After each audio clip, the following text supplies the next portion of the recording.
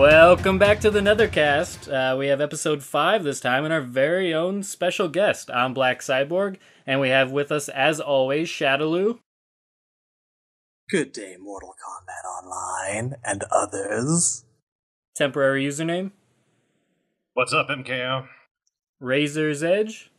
Why did Shadaloo introduce himself with like a Vincent Price voice? What was... Don't ever question him. That's what I've learned. He likes Ferritor's fatality for some reason. I don't know. Fun fact, I actually. didn't know we were hunting the 13 Ghosts of Scooby-Doo. My mom actually did meet Vincent Price way back in the day. She described him as an incredibly handsome, charming man, and in completely unrelated matters, I don't really resemble my late father at all. Well, you guys are just absolutely rude to our guest, because now it is, 50 seconds after I introduced all of you, and she had to wait, okay? It's Ice Baby from Mortal Kombat Online. How are you doing? Good. I'm doing good. Well, that's the usual. It's always just good or fine. So you fit I right injected in. a little flavor in and you yelled at me.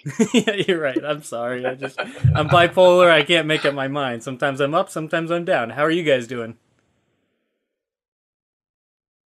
All right, Pretty then. well. That sounds...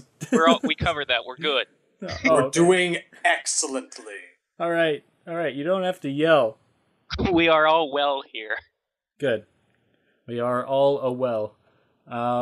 This episode we're going to be covering a very controversial issue in Mortal Kombat history, and it's the MK crossovers and guest characters. So we'll be talking about MK vs. DC, the future of the franchise, and the guest characters that were in MK9, as well as the confirmed guest character to be in MKX, which obviously we don't know who that is, but there is supposed to be one in MKX, so we'll kind of give our thoughts on that as well. So we're kind of split down the middle, if I get that correct. Who's for crossovers and guest characters? I will start off by saying that I personally don't see the issue with it in the series, but I mean, I see it both ways, but at the same time, I think pro crossovers and pro guest characters does more for the series than saying that they don't belong at all. But Shadaloo, where do you stand? I'm on the side of the fence that kind of disapproves of them, of course. All right, Hannibal Lecter, calm down. Yes. My viewpoint is quite simply, Clarice, that if the people are willing to pay to eat someone's liver with a nice Chianti, I don't see any reasons to stop them. But in all honesty, I guess it depends. Crossover games in and of themselves, I never particularly had anything against them. MKDC was weird, certainly. That scratched a fair number of heads, turned a fair number of heads. But I appreciate it for what it was, even if it was toned down. It's the entire notion of guest characters that, I guess, kind of bothers me. It's not so bad to me if there's just, one. Start packing on more of them, 2 on the PS3 MK9. I think I'm starting to get my goat a little bit. I guess I'm more willing to deal with that kind of thing if it's, I suppose, within the genre, within the fighting game genre even. I mean, I complain and I bitch about them, but at the end of the day, I'm going to pay money for Fulgor if he pops up from Killer Instinct. So you're against them, but you're accepting for when you know you have no other choice. Pretty much. It's a losing battle, money talks, and I'm sure we've all heard this. Freddy was the absolute single best-selling DLC character in MK9. Money talks, and it's something that's going to happen regardless of how much I protest, so I've given up protesting. Did we ever get actual statistics of how much each character sold? Because I know they've said that, and I'm not discrediting it by any means, but did we ever actually see how much each sold, or was that just something they said? It was, if I remember hearing right, someone, maybe Ed himself, actually said on Twitter that Freddy sold the most. Beyond that, I don't think we've ever actually gotten concrete figures. Interesting. So, Temporary, where do you stand on this situation? I guess. I mean, okay. I'm not a big fan of guest characters, but at the same time, MK9 was so many years ago now. I think my gut reaction was way more negative than my actual stance. I more didn't like them because it was more of a philosophical thing. I'm thinking Mortal Kombat is, it's an artistic presentation, and I didn't think they worked, but I don't know. I mean, if you go back to 2011 when Mortal Kombat was coming out, I think what really compounded the issue was it wasn't just a guest character. It was Kratos. And it's like you have this pale, bald, magic-using warrior next to another bald, pale, magic-using warrior. And the difference is one's in Mortal Kombat, the other's not. It felt redundant to me. I could get on board with the right guest character. Kratos was not really my thing, so I reacted very negatively at the time. I'm over it now. I used to be very militant about the issue. Now I've calmed down a lot about it because really, even though none of my views have changed, it doesn't really matter anymore. I mean, we're going to have guest characters. It's now a reality. I would even say it's a staple of the franchise. Before, I was more like Leonidas. Now I'm more like Lieutenant Dan. And that's okay, because, if people aren't enjoying it, I mean, that's good. It would suck if I hated guest characters and no one else enjoyed it. At least something good is coming out of it, and, but overall, if I had to state a thesis, I don't like metafiction. I feel like when you combine different types of fiction, it doesn't mesh. It's distracting. I can't really suspend belief, and people will say, well, Kratos fits, because he's violent. And I'm thinking, when you combine qualities like that, it's still distracting, because you could say Dumbledore's a wizard and Gandalf is a wizard. But if you put Dumbledore in Lord of the Rings, I'm gonna be like, what's going on? I can't really immerse myself anymore. But, like I said, a lot of people are really enjoying it. People really liked Freddy. And I was more upset about Freddy than I was Kratos, because it didn't even look like Robert Englund to me, but overall, I mean, all this said, when it comes down to it, I do have, if the guest character is someone I would prefer, I'm going to tailor my reaction to that, of course. There are good and bad guest characters, despite the fact that I don't really want them on principle. But that's me, though. Well, geez, calm down a bit. You didn't need to take all the low blow and cheap shots. Jeez. I will not calm down. I'm very upset right now. Yeah. You shouldn't calm down. You go. Whoa. I'm going to need you to stop yelling. Use your anger. Sir, calm down. Makes you strong. Let it flow through you. Focus. All right, well, Ice Baby, where do you stand on all of this? I'm for it. I'm kind of like how everyone else is. If the guest character is someone I want, I'll play as him. Not necessarily all the time. I really didn't care for Kratos because he was being overused like crazy. But with Freddy, I liked him because I thought he had some very interesting moves, even though I didn't care for his story. But like how everyone else says, if the guest character is somebody that I want to see, I'll play as him more. I'll go out of my way and spending $5 on him. But if it's someone that I'm not really, I don't know or I don't really care for, I won't go out of my way and waste my money on that. But it doesn't bother me. It's just the whole thing though is that I don't like when people constantly say they're a waste of space characters or NetherRealms shouldn't waste their time making this. I feel like that's kind of not really a good argument to go against for those who are against it, but it's their opinion. But I just feel like I can use the same tactic against them and say, oh, well, Kano is a wasted spot character. So those kind of arguments kind of makes me want to defend guest characters even more.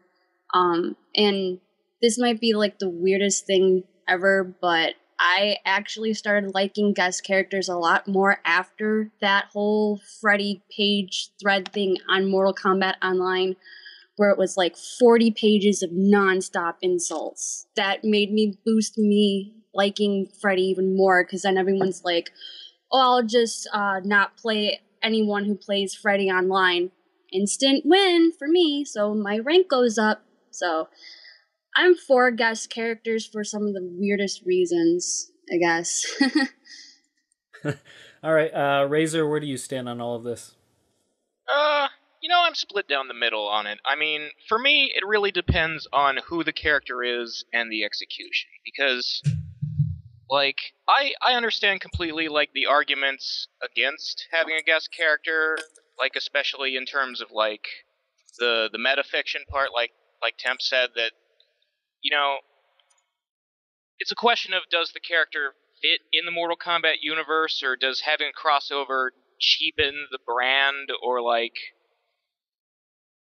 in some way mess with the lore? And, the thing that they've been, good about, really, is that they're not in story mode. They're just sort of a fun bonus thing. And even so, like, I don't really think Kratos does fit Mortal Kombat, and maybe we can get into that a little deeper, later on, but I feel like if a character maybe comes from another fighting game, or if there's not really any sort of contradictions, because the problem with Kratos is that his story is, first of all, set in the far past, and second, all about Greek mythology, none of which exists in the Mortal Kombat universe. So, if they had maybe done something like in Soul Calibur 2, when they had Link and Spawn, they had these stories about them being, like, sucked to the Soul Calibur world from another dimension. And that, I mean, even that they're what-if stories that they don't really count, that's still something better to put in a bio or ending than to tell me Kratos lives in the same world as Raiden and Fujin. So, it depends on how it's done to me. Okay, so you're more of a fan of the way Soul Calibur did it than, say, MK9 with Kratos and Freddy? I think the way they did it with Freddy was alright, because I can sort of believe he exists in that world, that there might be a dream realm, and his whole story about, dying and becoming a demon who has power there, it could actually coexist with the lore of Mortal Kombat. Okay, interesting. And obviously I'm being a giant nerd about that, because, as I said myself, they're not canon characters. It doesn't really matter. I just, when I read a bio or ending, I at least want to feel some way about it that doesn't make sense. Yeah. All right, well, touching upon what Ice Baby said, actually, when it comes to the opinion of it being a wasted space, what is everybody's thoughts on that? And I'll start with my thoughts on the argument of a character is a waste of space when it comes to a guest character automatically taking the spot of a Mortal Kombat character, thus they're a waste of space. My thoughts are that even though it's true that had that character not been developed, we probably would have gotten another Mortal Kombat character, be it good or bad, popular or not popular. In the case of MK9, I know a lot of people blame the fact that Rain didn't make it on the initial roster on the fact that they developed Kratos, so if time hadn't been wasted on him, then we would have gotten Rain. While I can't speak to the truth of that because we don't know what they actually planned for the game, but I have to think that they planned the roster well ahead of time, and they wanted Rain to be DLC. I don't buy into the idea that had they not used the resource and time on Kratos, then Rain would have automatically been in the game, because I feel like that's nothing the Mortal Kombat team or NetherRealm has said has given that any backing. In fact, I think it's been quite the opposite. I think they've stated Kratos does not... I mean, they've taken the side that Kratos is not impeding anybody else's spot on the roster. The roster is chosen for a reason, for the characters they want for story mode or for the game at launch. And something like Kratos, even though they are taking time to design him, it's just an added bonus. And yes, that does take resources and time, so it's not like it's just additional thing that they can just tack on that wouldn't have been used elsewhere. At the same time, it's specifically done for a reason, so they make the time and the effort to put Kratos in there. to serve a purpose, which is obviously marketing, but we'll get into that subject as well. So no, I don't necessarily think it's a wasted spot. I think wasted is completely subjective in what you find interesting. To like a God of War fan that's going to, pick up Mortal Kombat because of it, that's certainly not a wasted spot, because, there are several other characters that might, not be as important to the franchise that might have made it, and sure, they would have gotten another chance, for another game, say a 3D character era game, or even Rain himself. If he would have been put in, that gives him more of maybe a potential spot into story mode. But like I said, I think they planned story mode exactly the way they want it, and I don't think that would have mattered whether Kratos was in or not. I don't think anything would have changed, honestly, other than the fact that maybe Rain might have gotten tacked on in there, but I don't know if I necessarily believe that either. Go ahead, Shadaloo. Okay, I wasn't gonna, but I will. I can't tell who was trying to talk. That was actually Razor, I believe. I think it was Temp. Yeah, it was totally me. Okay. You really do sound alike. It's beautiful. I say let's roll with that. Let's assume it's true. Let's assume that guest characters are not contingent on development time. Or better yet, let's assume the number of characters in the game are not contingent on the amount of development time and resources. If it's contingent on the story, then it sounds like that they could make more characters, but they choose not to because of the overall presentation. I don't know if that fixes the problem. It sounds like we've taken the problem of, okay, yeah, now a guest character is not a wasted slot anymore. That is true. But now it sounds like instead what the developers are doing is they're arbitrarily choosing not to create more content. Is that an alternative? Is that better? And I do have an argument for guest characters, by the way, and I'll get to that after everyone, has their due response. But do we prefer that development strategy? I just don't know if that's better.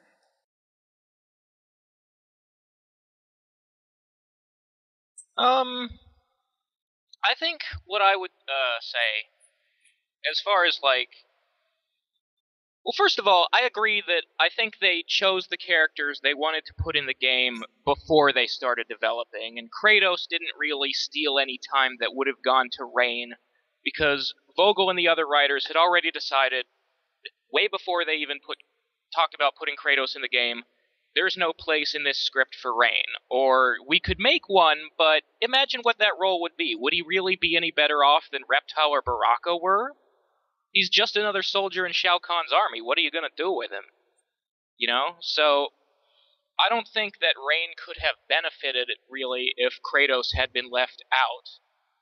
And if I were to point a finger at somebody on the roster and say, you're the reason Rain's not in this game, it would be Quan Chi. And not because I think there was a direct one-to-one transfer of let's have him instead of him. I just think Quan Chi being on the roster is the personification of the fact that MK9 is deliberately not a remake of the original trilogy. That everything that they could have done and chose not to is summed up by the fact that he has such a big presence. If you had remade the original trilogy without all the time changes and Quan Chi being there all the time, maybe there could have been a place for Rain. Maybe Reptile could have had a speaking role where he actively on screen finds out that Shao Kahn is the reason his people are extinct and rebels against him. Maybe Baraka could have had a romance with Melina on screen. Maybe it could have been 8 hours long, though. So, there's all these elements to it, and you can't just go, well, Rain's not in because they spent all their time making Kratos. Yeah, I agree with that. It's too much of an oversimplification. You also can't say, well, they could have made a different DLC character like an actual MK character if they hadn't made Freddy, because you could... If that's your argument, why not? Why isn't your argument they could have made more than 4 DLC characters? Why do they keep stopping at 4 or at 6 in Injustice? Why do they have this arbitrary limit? Just keep making more characters until the next game comes out. Look at how many characters there are every time Street Fighter updates. Well, that's where I might disagree then, because I think, I don't think you can make the argument for Rain, but you might be able to make the argument for Boraicho, because let's say the reason why there's only 4 is because the development schedule for Injustice literally started after say, at the end of the development for MK9, then maybe you could make that argument. But, I mean, now we're in the realm of unprovable conjectures, it's hard to say, and I guess if you wanted to sell me on guest characters, what would make me be on board is if, let's say the revenue was so high for Freddy that MKX is now going to have a 35-character roster instead of like a 30-character roster. Now we have a higher budget that's been greenlighted by Warner Brothers. That would sell me, but we're just kind of treading unknown territory here. It's a lot of speculation. But I'm sorry, Cyborg, go on. Well, I was just going to say, you pretty much touched upon it, but my idea was, and in fact, I'd rather respond to what you just said because it just spawned a new thought, but on the idea that with Freddy, that what would sell you on it would be the higher budget, or a higher budget for the next game because of the way Freddy sold. Well, you could apply the same logic to what we actually did get between MK9 and Injustice, and the fact that MK9 DLC went over so well, and you could attribute that to anybody, but the fact that Freddy was the highest grossing to as far as we know from what we've been told, that if Freddy was the highest grossing, that is likely that has to play some sort of part in the decision for Injustice to get 6 characters instead of 4, because the overwhelming response to MK9's DLC characters could be partly attributed to that. And say if somebody else was put in there like a Bo Raicho, even though he's popular amongst the diehard MK fans that stuck through the 3D games, but a lot of people kind of fell off from that during that era, that, this drunken, chubby guy isn't going to be nearly as exciting as, say, Freddy Krueger from a popular 80s franchise that's, still alive to this day to some degree. So, there's that iconic status that you have with a guest character that's immediately there and immediately calls out to all sorts of fans, because it doesn't have to be the Nightmare on Elm Street fans that are into this. Horror movie buffs in general are just people that think, hey, that's freaking cool that I can take this character that's completely irrelevant to Mortal Kombat and insert it into a world that he doesn't necessarily belong, but you can kind of see the fit there between the horror aspect of MK that it does have, the gore aspect, and you can see that, and you're like, well, this will be cool to have, your kind of dream matches, and obviously we can get into that whole aspect of this entire thing, but at the end of the day, you might not have that with, MK character X or whatever inserted in there instead of Freddy. You might not have had that interest, and thus DLC might have underperformed, and Injustice, might have suffered because of that, or MKX by proxy, just because you didn't have that guest character appeal. Yeah, that's true. There's probably a lot of unseeable benefits of the guest characters. And for that, I am grateful. I'm never cheering against NRS. I want them to make as much money as possible. But I do have lines, though, and I guess Freddy's not one of them. But let's say I don't want to cross that line and say, as long as it makes money, I'm okay with it, because they could do things that I think are genuinely offensive. Imagine if Mortal Kombat MKX. Imagine if they started releasing costume packs along the same lines of Dead or Alive, DOA. That might bother me, and it may increase the revenue, but I'm thinking I'm not really okay with that anymore. Now, I think it's no longer worth it to me. So did Freddy cross that line? I don't know. If you asked me 3 years ago, I would have said yes. Probably not now. Now I'm over it, but I definitely still think there is a line, though. I think there is a point where... They kind of did do costume packs with Injustice. How much does DOA charge for them? Well, I'm thinking just like the over-sexualization. I'm not... Well, although that is a good point, though. They did do a fair number of classic costumes with MK9. Yeah, and those were cool. Yeah. What's up? Here's the thing, the costume packs in Injustice make me hope that, like in MK9, the only classic costumes we got were for the ninjas, because you only had to make one and then change its color a bunch of times. So, Sonya doesn't get a classic costume, Liu Kang doesn't get a classic costume, that sort of thing. My hope is we saw so many costumes in Injustice for so many different looking characters that I think it, bodes well, or at least I hope it does, for what we'll see in MKX costume-wise. Even if it's DLC and I have to pay for it, I'm the kind of guy who will, so... Even that has its limits, though, because I think DOA, if you buy every costume, it's over $200, I think. something crazy like that. And I wouldn't that's be what I'd be surprised. like. I know they're mostly just variations on here's everybody as a nurse, here's everybody in a bikini, that sort of thing. Here's everybody in a skimpier bikini. Here's everybody in an even skimpier bikini.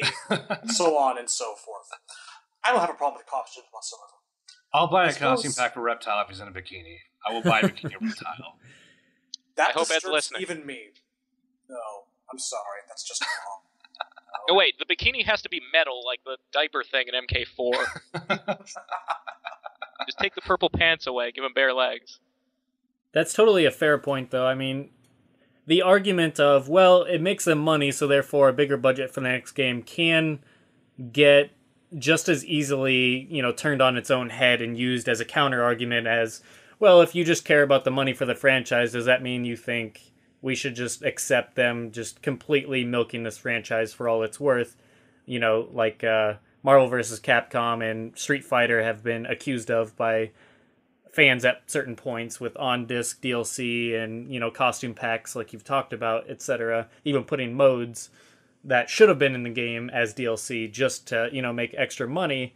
Whereas I completely would disagree with that, and I would hate for that to happen. That would really annoy me quite a bit. But at the same time, I don't feel like Freddy is crossing that line. I don't feel like Kratos is crossing that line, because although you could say it's part of the same thing, well, they're just putting those characters in for money.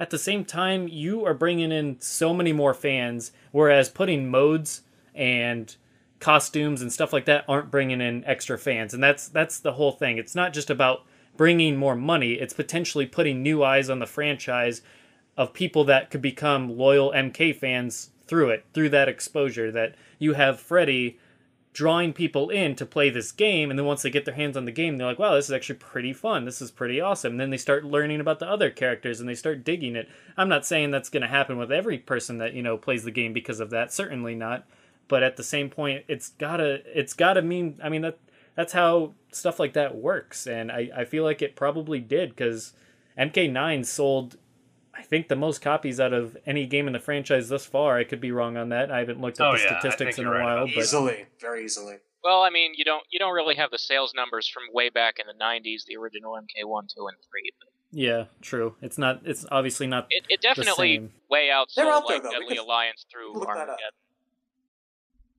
But yeah, I mean, it's just, I feel like that kind of thing really can grow the franchise at its fan base, because you take a Freddy fan or a Kratos fan and expose them to the game, give them a reason to play and check it out because their favorite character or favorite iconic figure from this movie is inserted into the game, and they actually latch on to MK. That's a win-win for everybody, because that just means they're going to make more money, but on top of that, more importantly, they're going to have more fans, which means more people at the forums, more people for us to talk to, more people to play against, more people to carry this franchise into the future, because we're not getting any younger, and MK's got to make new fans to keep going, decades down the road if it does go that long, well past what we've been exposed to in this, current era. And I think something like that is very possible and very likely when you have those types of guest characters. And of course, that doesn't mean let's just, make up half the roster of guest characters if we're trying to get as many fan base or people from other fan bases as possible to grow the fan base. Obviously, there is too much, but I don't think one or two characters breaks that limit. I feel like Soul Calibur's done it perfectly and have probably gotten a lot of fans because of the likes of Link, Spawn, Heihachi, Darth Vader, etc., that MK can do the very same thing, have one, maybe two characters in each game be guest characters, one as DLC, maybe one on the disc, and I don't see that being a problem. I really don't. I mean, yeah, maybe somebody's getting left out, but at the end of the day, MK has way too many damn characters as it is. People are going to be left out regardless, and yeah, I don't know. I'm repeating myself at that point, so I'll let somebody else go. Ice Baby, you haven't chimed in a while. Why don't you talk about that? Yeah, I was pretty much going to say that you can't...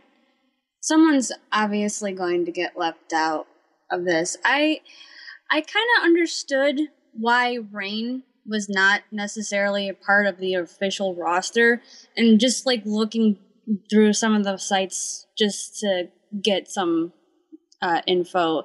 Just how he didn't really have like an official debut until Ultimate Mortal Kombat 3 on the consoles, because he first originated as like a small little snippet of the demo screen, and all that, and then all of a sudden everyone's like, oh, whoa, what's this character, who is he? And then he didn't get like a full biography until Trilogy, and I just feel like he wasn't really thrown into the Mortal Kombat 3 story until very late. So I could see why he got thrown in DLC, and I don't necessarily see him as a character that got pushed out because of a guest character. However, I will say I do agree about the whole Quan Chi thing, but that's a whole different topic. But yeah, I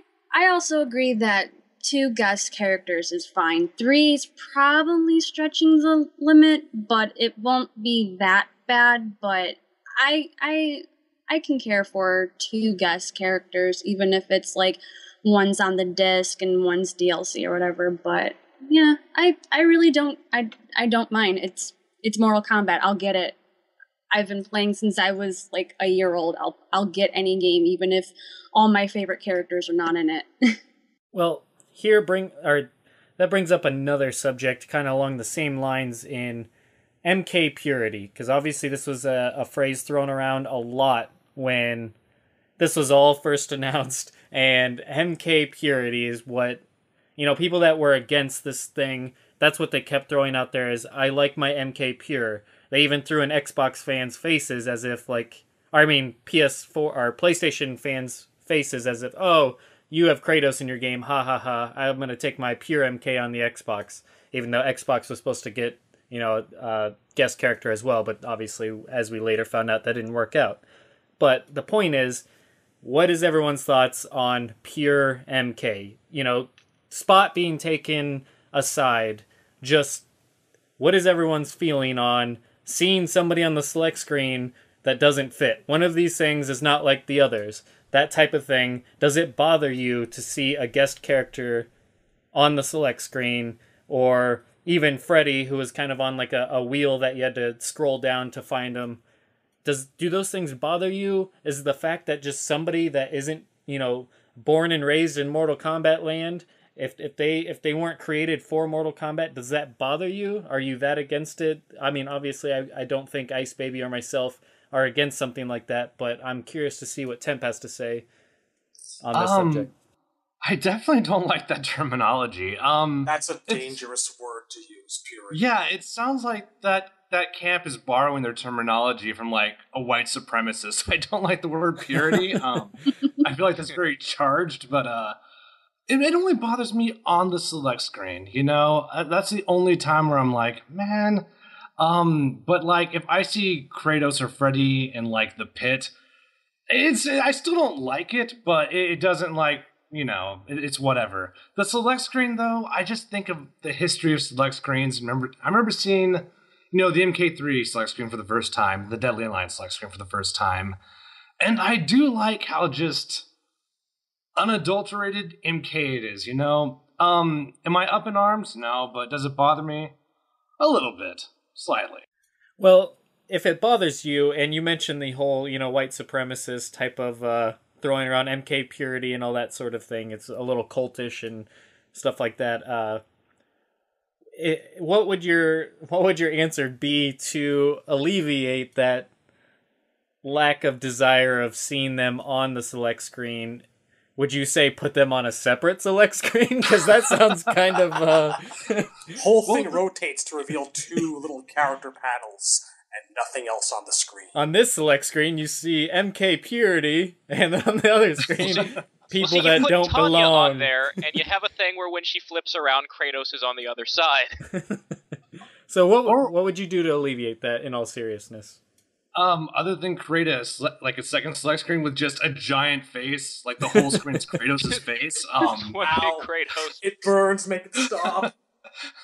Well, honestly, yeah, I would bite the bullet, because I really didn't like how they handled the DLC character icons. Because let's say Kenshi was one of the best characters in the game. Katana was top 10. She was also really good. But Kenshi destroyed Katana. So if you wanted to counterpick Katana, you couldn't do it. You could not do hidden select for the DLC characters because you had to go over the question mark. And so even though your cursor would disappear, you would magically see all 5 DLC characters appear, and they know exactly, they know you're going to pick Kenshi. Especially if it's the start of the tournament match, and no one knows who's picking what, So, yeah, I mean, I would bite the bullet. I would rather create a tournament-consistent select screen than have to improve the aesthetic. Or at least in my opinion, improve it. But there's also the problem of, there's console exclusivity. Exclusivity? Yeah. It's a hard word. Yeah, that's another one. If it's console exclusive, yeah, second select screen. I don't really. Yeah, I don't want to say everyone would win, but if people like Kratos, they'll enjoy his giant face on the screen. But I don't even think there should be console exclusive guest characters because that tournament's banned that character's banned by default.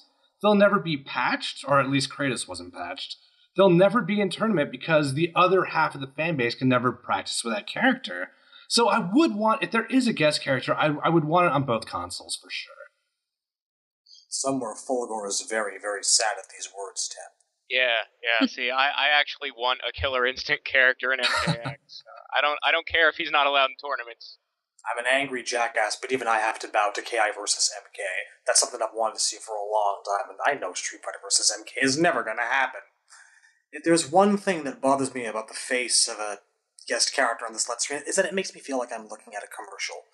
But bullet biting. There's not really much that I feel like that can really be done about it. It just takes me out of the experience, and that's, I think, what my pet peeve about the MK guest characters is. I'm out of my environment. Not going to use the word purity, though. That is wrong. So, basically, do you think it would be better to put out an update or a patch or DLC that you can choose or not to choose to download? Therefore, the people that do want said character can download them for free and get them on their select screen. But, I mean, then it comes to multiplayer online, and that probably wouldn't work, and obviously tournaments Probably and stuff not. like that. So, I mean, that's obviously a remedy that wouldn't be much of a remedy, I'm sure. But it's been an idea that I know has been thrown out there when this whole thing was a big ordeal, that people wanted them on, specific downloads and stuff separately. But, I don't know. Maybe there isn't a solution to this that makes everyone happy. I mean, there rarely is, obviously. But, yeah, I don't know. I agree that I wouldn't want console exclusives, but at the end of the day, I don't really care regardless, just because I'm not a tournament player, so that's not something that I am too concerned with. But to make everyone, kind of flow and happy, I'd prefer there not be console exclusives. But at the end of the day, like I said, it's not something that specifically bothers me. I have both consoles, so I could choose whichever I like more for the character. It would definitely suck if I liked both guest characters and I only have to choose one, but at the end of the day, I'm playing it for Mortal Kombat, so it's not something that means anything to me. So, well, that's historical too, because back when Soul Calibur 2 came out, if you had a PlayStation 2, you were stuck with Hayachi. Yeah. And no one gives a shit about Hayachi. Everyone wanted to play as Spawn or Link. So. Oh god, yeah, we got the raw end of the deal on that one. That was terrible. What were they thinking? Yeah, I had a GameCube, so I was pretty happy with Link. Yep. Asshole. Yep. Yes. I stuck with Soul Calibur 1. I was bitter. How did that Dreamcast work out for you, though? Controller there. The Dreamcast was an amazing system for fighting games. You get used to it eventually. There was just so much on that console that nowhere else had. Like Rival Schools Part 2, Last Blade. So many, an insane amount of fighting games. I used to have endless fight nights with this friend of mine. And geez, eventually at some point you do get around the problems inherent with that controller.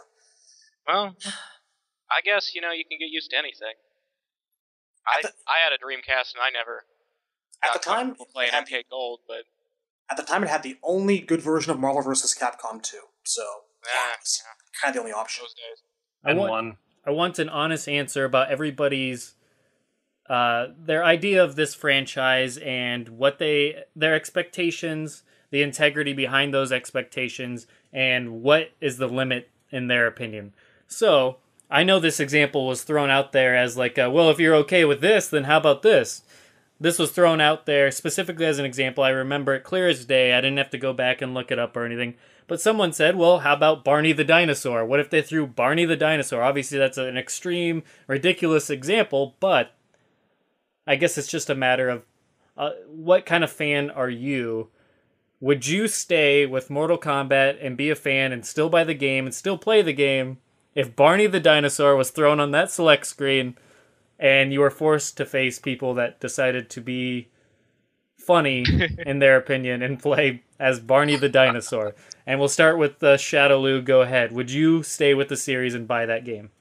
At the end of the day, I have sat through this franchise, through Mortal Kombat Special Forces. I can deal with having to rip the head off of that purple turd. In fact, I think I'd relish it. Razor? Yeah, no, I don't, I'm not gonna not buy the game because of one character who's not even canon, even if it's something as the stupidest thing you can think of, All right, Temp? Definitely. I don't even think that's a bad example. Like, I would be okay with that. Better than Freddy and Kratos, is what you're I saying. might purchase that for the purposes of having a training done. Barney would Come have on. facial expressions unlike Kratos. Why are you doing this to me? Ugh. I don't know. Like, I mean, I don't really mind troll characters. I think if Freddy had been a little trollier, I might have been all right with it. Like, if Jareth from Labyrinth was a guest character, I'd be like, okay, I don't like guest characters, but this is fun. I wouldn't be up in arms about it. If I can think of worse guest characters, I can think of a lot worse than Barney, to be honest with you. Like Gears of War. I'm not a Gears of War fan. I think it's fun, but I don't like looking at it. I would take Barney over anything from Gears of War. All right, and Ice Baby?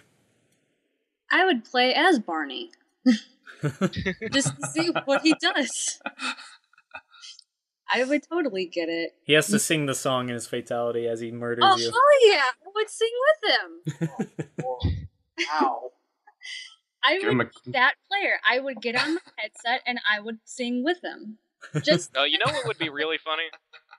If Barney didn't have any finishers except friendships. Yeah. Just he comes with 3 friendships. Gives you like a hug or something. Each character has their own individual, extremely uncomfortable animation for being hugged. But God, how would battle damage work? Because I don't want to see Barney with like chunks coming out of him and just like It would be dino stuff. rib cages. Stuff Oh, it. okay, that's better then. I can do that. That's cool. Just ripped purple fabric with white fluff coming out. Yeah, I'm in agreement though. I would definitely play that game just because I'm a fan for life. I mean, there's very little... I mean, unless they just went completely sold out and just completely shit all over the franchise and didn't even care. Like, they weren't even trying. It doesn't have to be like something like botching story or throwing in a ridiculous guest character. It has to be something like where they're literally just not even trying. They're naming characters wrong. They're not even... They're not even making people look the way they... Like, they basically make Scorpion just a real Scorpion. Just like, if they got that careless with it, then I would get a little bit turned off and probably give up after that. But in terms of guest characters, they could throw in absolutely anybody. As long as I'm still getting my Mortal Kombat, I'm perfectly happy with it. So that wouldn't bother me. And honestly, it'd actually be kind of funny. Quite honestly, I would get a kick out of it. I don't take it that seriously at the end of the day. And yeah, that's pretty much going to wrap it up for guest character talk in terms of our opinion of past guest characters. But let's talk a bit about the whole MK crossing over with a whole nother franchise instead of a standalone MK game before we jump into our own opinions on hopeful guest characters for MKX. So what is everybody's thoughts on MK crossing over with another franchise? Because I still remember the huge backlash, at least split, amongst the community, the huge backlash when MK vs. DC was announced. I I specifically remember that the silhouette, and it was revealed to be Superman, and people were like, "No way! There's no way that's not going to happen." And sure enough, that was the image revealed, that it would be Superman. And then they came out with the Batman versus Sub-Zero and all that stuff, and yeah, from there is basically a huge shitstorm amongst MK diehards, but then most casual fans were like, hell yeah, this is awesome. And comic book fans were like, hell yeah, this is awesome. And if you're an MK and comic book fan, you're probably like, hell yeah, this is awesome. But the MK diehards that just want MK were not too pleased. So, Razor, what was your opinion on MK vs. DC being announced? How'd you first take it? And how did you respond to the game going forward?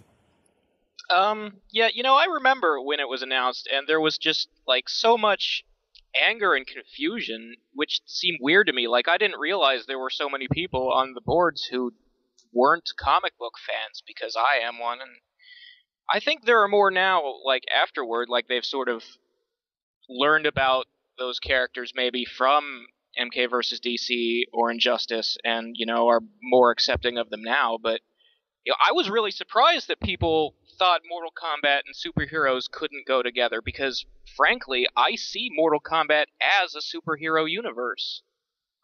These guys are characters who save the world with magic powers, and in some games wear bright spandex. I don't see how they're not superheroes. I mean, most of them even have, like, fake names. Like, what's the difference between Batman and Sub-Zero, really?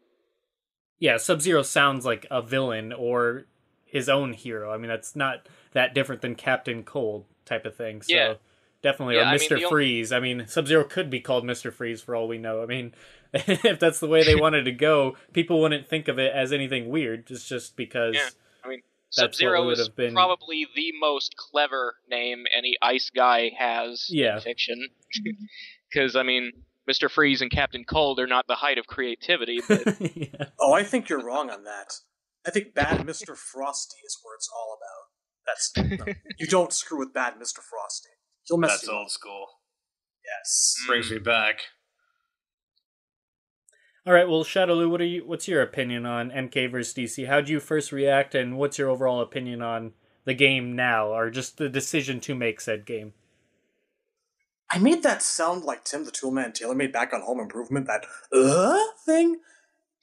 And to this day, I'm still not entirely sure what to make of that game. But I have been a DC Comics fan for a very, very long time, up until the whole recent New 52 thing where they've rebooted everything, and I kind of jumped off. Man, the Batman comics, the main Batman line is amazing right now, by Scott Snyder. That's right. He's writing good stuff, but I don't approve of what they're doing with the Rogues Gallery. And if we start on that, then we're going to go off on another 2-hour tangent. True. So let's not get into that. Let's not talk about that. It'll become the episode. Pretty much. Sidestepping that here. No, I remember at the time I was just like, how do they do this? Because can you really disassociate Mortal Kombat from death? That was my question at the time. Because there was no way in hell I knew at the time that WB would be okay with, like, having Superman's fucking head chopped off. And I was afraid that what was going to happen was we'd have PG-13 fatalities, which is exactly what we kind of got. And it felt like it cheapened MK to me a little bit, but I was okay with it at the time. I think that the heroic brutalities got to me more than anything else. It seemed like they were really, really stretching. I don't know. Two great tastes that almost kind of sort of tasted great together. But looking back on it now, I don't have so much of a problem with the crossover aspect itself, as much as I do the awkwardness and stiffness of the gameplay. I feel like crossovers with MK are very, very possible, but I feel like in a lot of cases you would have to remove MK from its natural element. Like, say we had a hypothetical Mortal Kombat versus Street Fighter game. While I'd want Ed Boon and the MK team to be involved with that, I would just tell them, if it was up to me, just hand all character design and push it over to Capcom. I think that everyone would probably be okay if there was a crossover with Street Fighter with no fatalities. I mean, MK characters in the Street Fighter universe. That's it, I think. MKDC felt like DC characters in the MK universe, kind of, if that makes sense. And I don't know. I feel like it almost worked, but not quite. Well, in terms of violence, I mean, let me put this out there. Just an example. Which feels more like MK to you? The first movie or Legacy? That's a good question.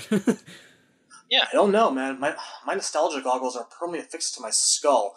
I mean, for me, MK1, in terms of like, the MK1 movie, in terms of everything that it's influenced and represented and made us consider and shown, and the personality that Goro had, I feel like MK1 is kind of synonymous with MK. I feel like it's a vital and crucial part of the entire series. Whereas Legacy, it's getting there.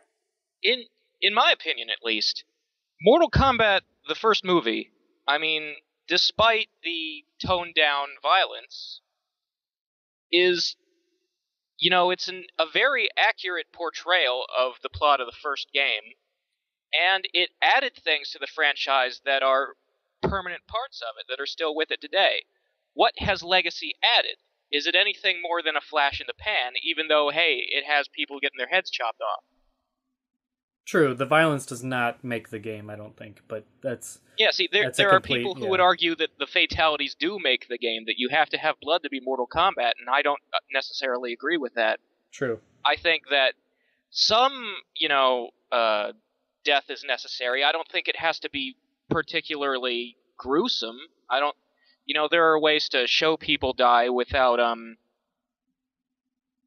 going the full Monty on the gore. Yeah, I think Deathstroke's fatality in MK vs. DC was a great example of that, using shadows.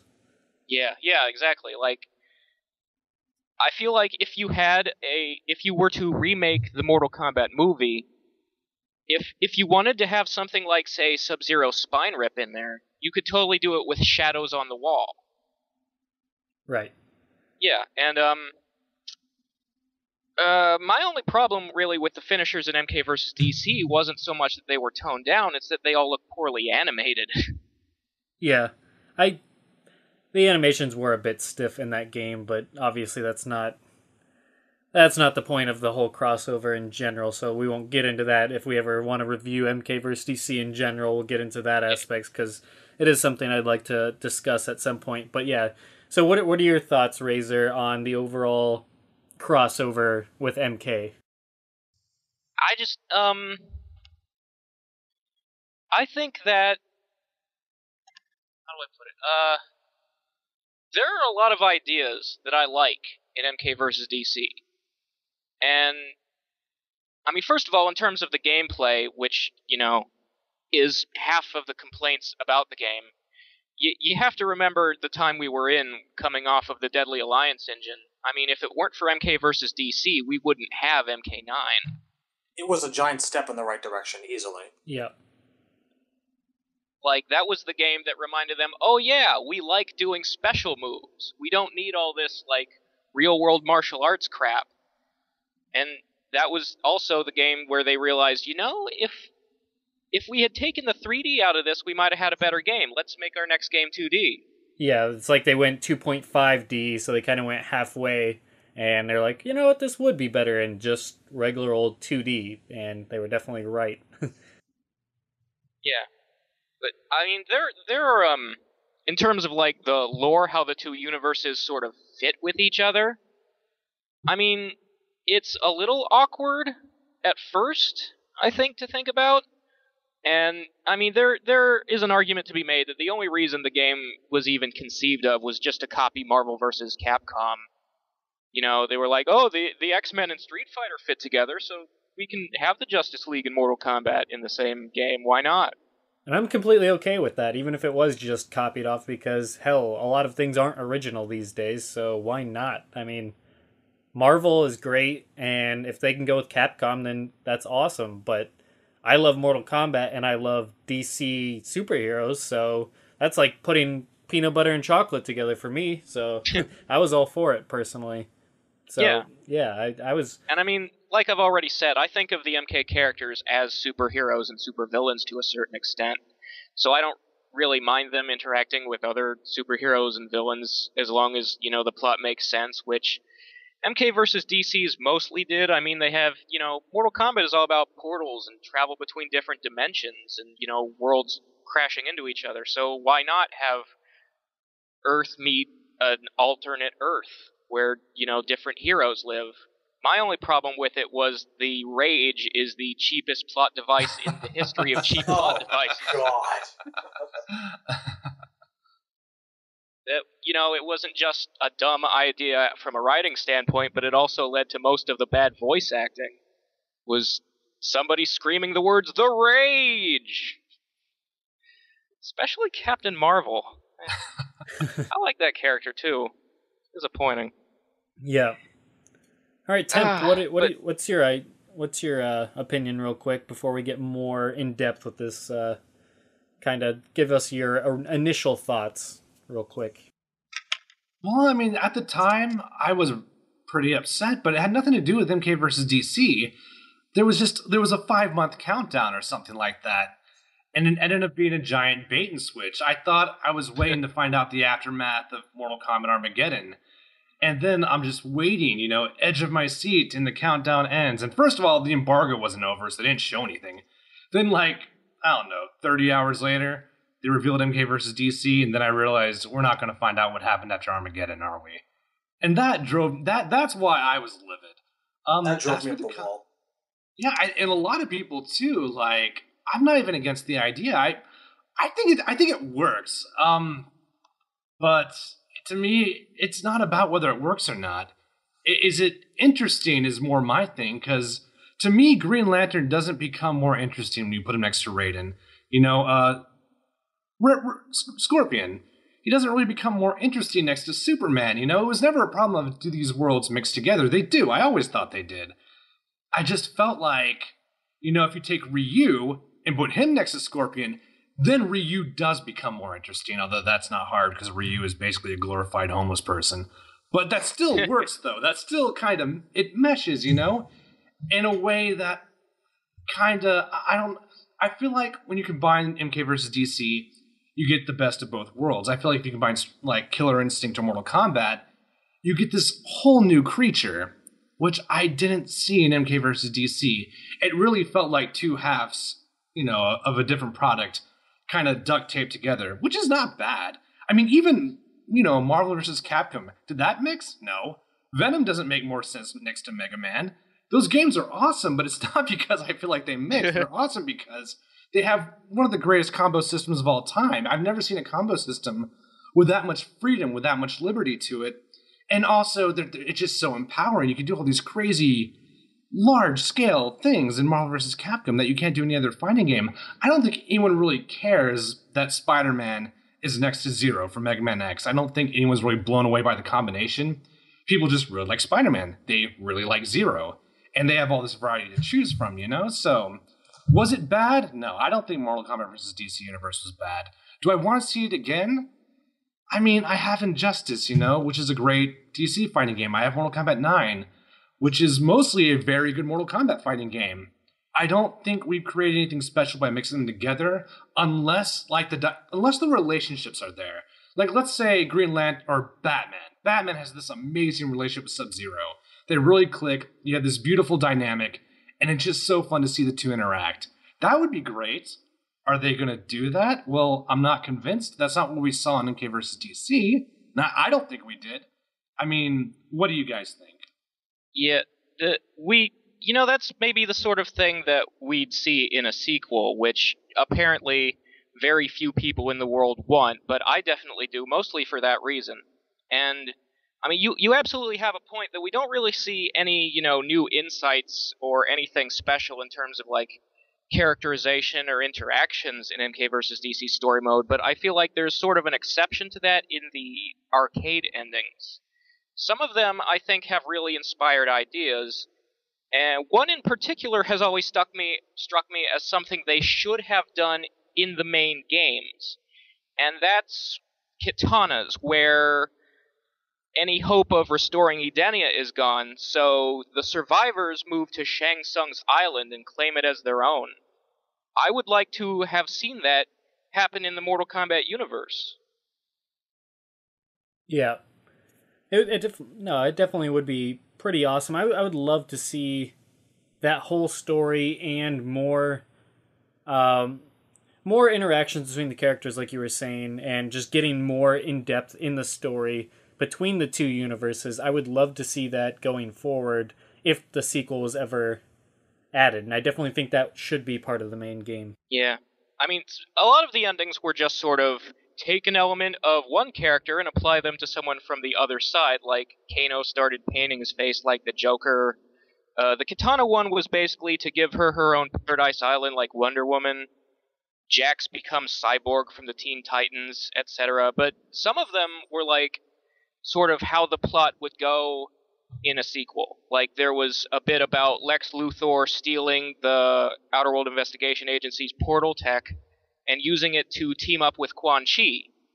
Or like Quan Chi basically making this deal with Raiden because something was wrong with Raiden's powers, that he's like, here's a kryptonite necklace and it'll fix your powers and now you have to do what I say. And you know, some of that stuff we could have seen in a sequel and it would have been maybe interesting, you know, story. For sure. I'm totally with you on that one. Ice Baby, what are your thoughts on the crossover in general and MK vs. DC initially? When I first saw it, I was for it. Even though I wasn't too heavily into the comics, even though at the time I was getting back into Batman with all the movies. And Mortal Kombat vs. DC happens to be one of my favorite Sub-Zero characters because he's had like the best moveset in my opinion with that whole teleport. I could literally do so much damage with that thing. And I personally thought it was a really fun game, and I had no trouble with it. In fact, it was like I've mentioned all the time about how me and my brother would always play together. It was like the first game in a very long time where the two of us would just like come home from work and school and we would just be playing like crazy together. And I'm also, for all of you guys that follow the countdown to release thread, I actually asked a question a couple days ago asking if you wouldn't mind seeing more goreless fatalities, and surprisingly a lot of people said, yeah, bring that on. I wouldn't mind seeing that. And I didn't really mind so much the whole goreless fatalities in this game. I actually thought it was kind of cute, but that's just me. But I actually agree with that. Yeah. I just, if it's Mortal Kombat, if it's got the Mortal Kombat game logo and all that, if it's got the characters, it's got what its main focus is, I'll get it. You know, even if it's rated teen, it's still a fighting game. It's just less blood and less killing. I personally, that to me does not make or break it. Even though so many people don't agree with this, I even said, I will not care if Sub-Zero does not make it in. I still would get Mortal Kombat. Like how whoever said, if they start getting lazy, they don't make the characters the way they want to anymore and just gave up, I would stop. But, you know, after Armageddon came out, I was extremely disappointed with it. And that actually was a game that slowly started making me not like Mortal Kombat because I just felt it was so lazy. But that's a different topic. And then when I saw this crossover game, it got me interested again. I'm like, holy shit, I get to play with Batman and Sub-Zero and all this? Oh my god, I can't wait. But I will say, I did not care for the rage either. I thought that was stupid. Yeah. A very stupid gimmick. Yeah, no, I agree totally with that. And I think that's kind of the problem that Mortal Kombat vs. DC suffered, as opposed to, or at least in comparison, Marvel vs. Capcom, is Marvel vs. Capcom didn't try overly hard to find a reason for why these universes were coming together. It was just all the fact that it's essentially Marvel versus Capcom. They are two franchises coming together in a mashup game where you can select people from either side and fight each other in a dream match, because I mean, let's face it, that's the big appeal for these types of games, is you want to see Batman fight Sub-Zero, you want to see Scorpion take on Superman, Raiden take on Shazam or Captain Marvel, whatever you want to call him. I prefer Captain Marvel, but hey, it doesn't make much sense that the guy, is named after the wizard that he apparently shouts his name all the time, but whatever. I'm not going to go on a rant on that, but regardless. It's legal issues. Yes. Marvel owns it. They can't help it. Yeah. I just don't... I think the big appeal is the dream mashup factor like that, and I think that's completely cool. So yeah, the rage was very silly, but that's one aspect that we haven't really discussed, and I'm glad you brought it up, is that the big appeal here is you're getting to take one character from one franchise and put him up against another character from another franchise. And obviously the gameplay is a huge factor. If the gameplay is no good, then it kind of takes away the specialness of said dream match.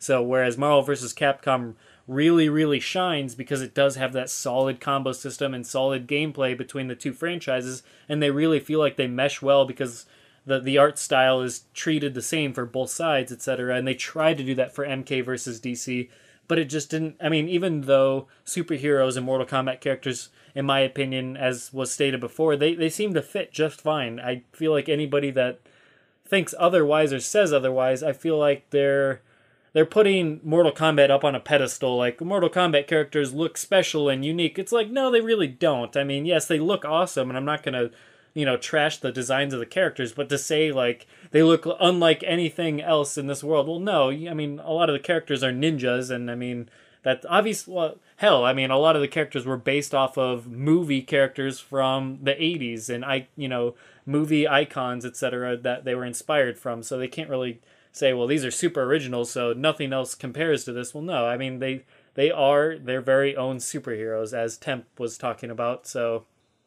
Speaking about costume individuality, I mean, first of all, as an artist who's drawn Mortal Kombat characters a lot, all you need to look like a Mortal Kombat character is to wear some sort of flap over your crotch. That's a very good point. Literally all it takes. Yes.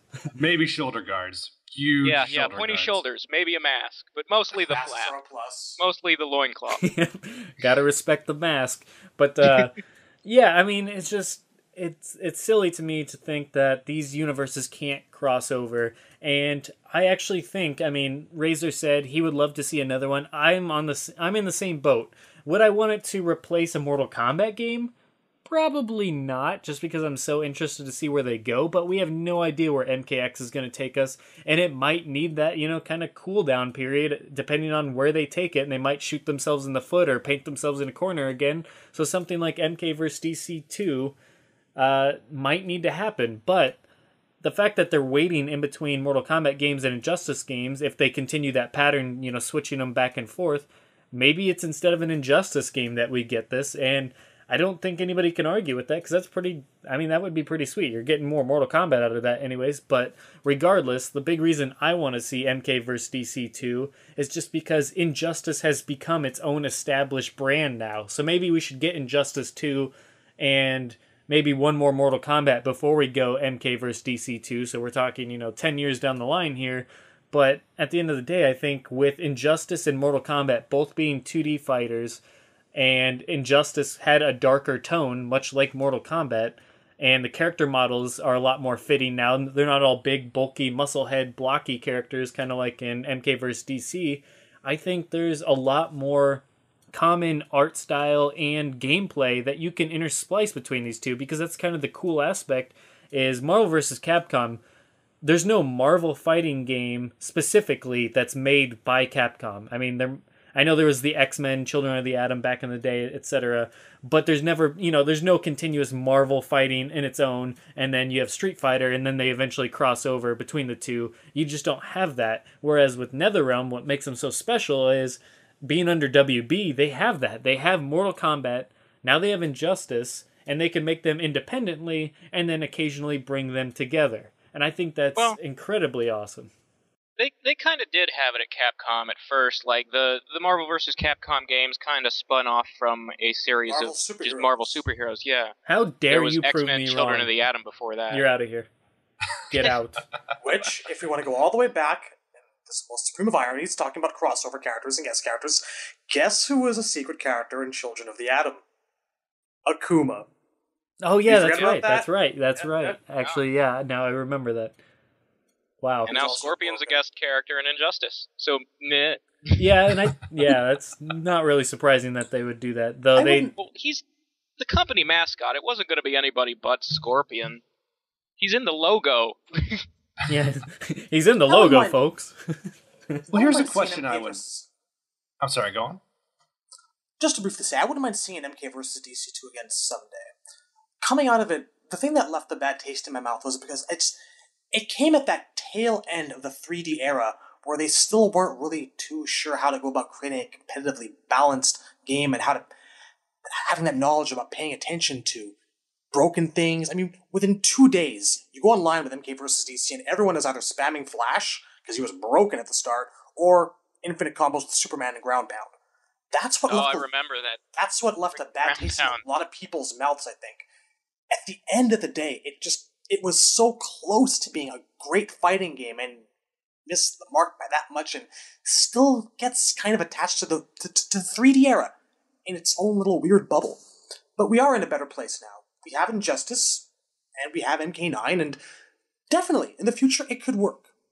Well, I think a big factor of MK vs. DC coming out of Armageddon and then going into MK9 eventually is, damn, did it create a real desire to see Mortal Kombat return to its roots afterwards. I mean, you can say, well, if MK vs. DC never existed, we would have had that return to MK's roots, but we don't know how Mortal Kombat 9 or 8 would have come out, how it would have gone. Would it have still stayed in that 2.5D plane? Very likely. And they wouldn't have learned so much that they did from MK vs. DC going. So we would have had a whole nother Mortal Kombat game in that kind of 3D environment that people were kind of getting tired of. So I think MK vs. DC was huge in getting us to MK9, which was really big, and I'm sure a lot of that came from the desire to see Mortal Kombat in its full, mature rating, with the gory fatalities, with, returning to its roots, and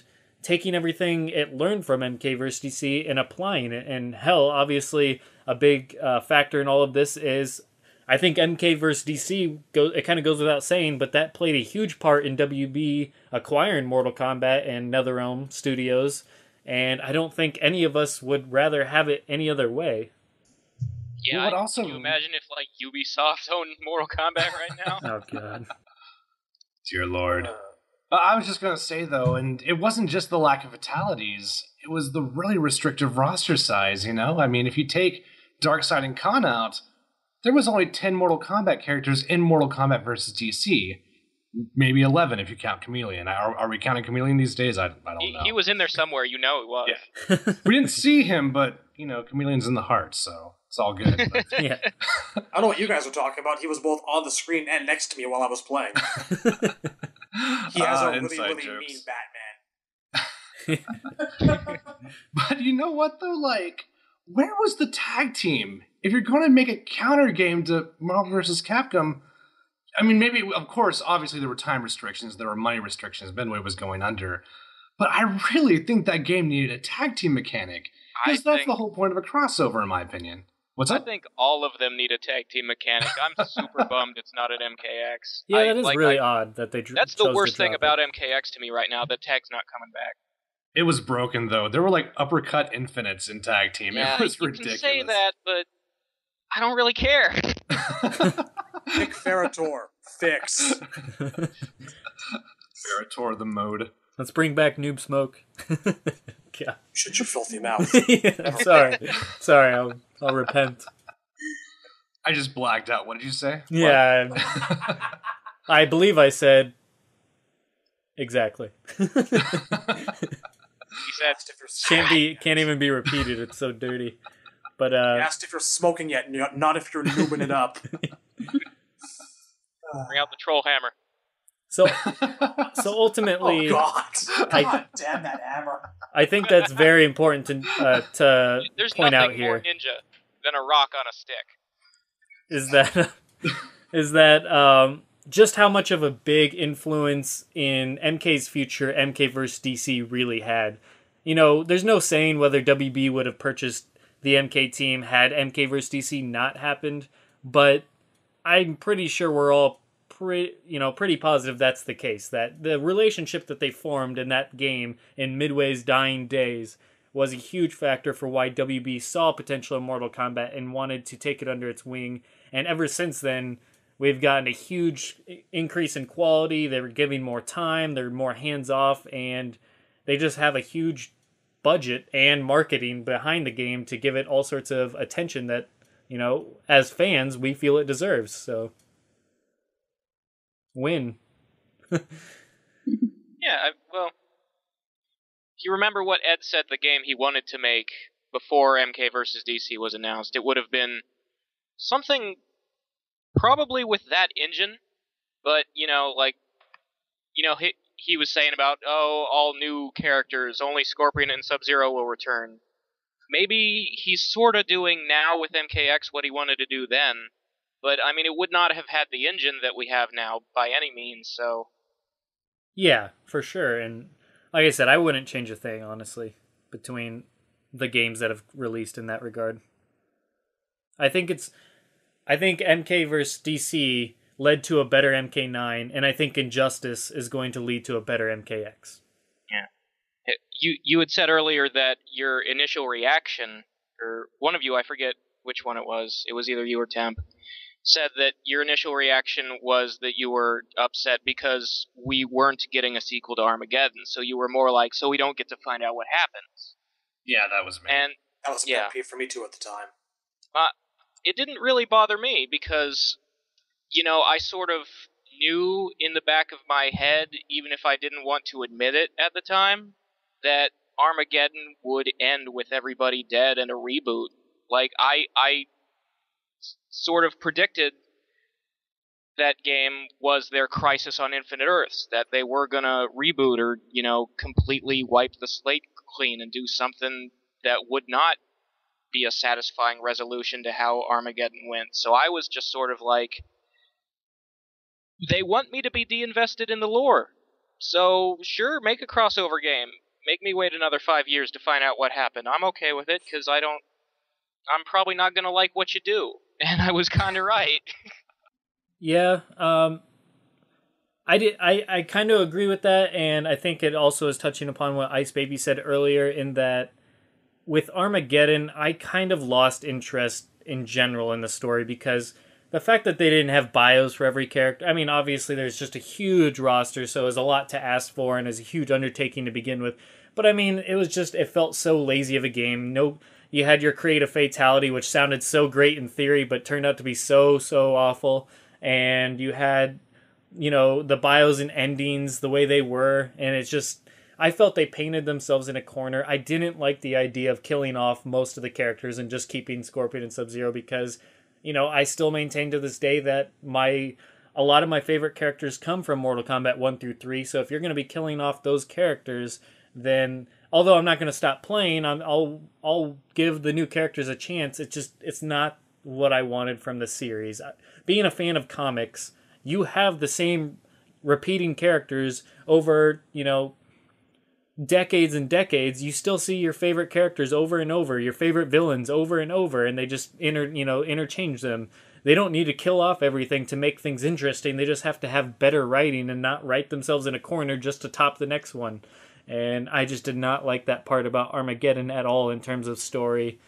And yeah, it just, with that being the way it was, MK vs. DC was kind of nice seeing not only superheroes come into the mix, but also seeing some of my favorite characters from MK 1 through 3 shown again in that setting. Like, I felt like if we're going to lose... back to the iconic, the sort of original trilogy. Exactly, and I was like, if we're going to lose these characters, this is kind of like... This is nice, because I thought I wasn't going to be able to play as them again in the next installment, so at least there was that to take away from it at the very least, and I was just happy to see that was the case.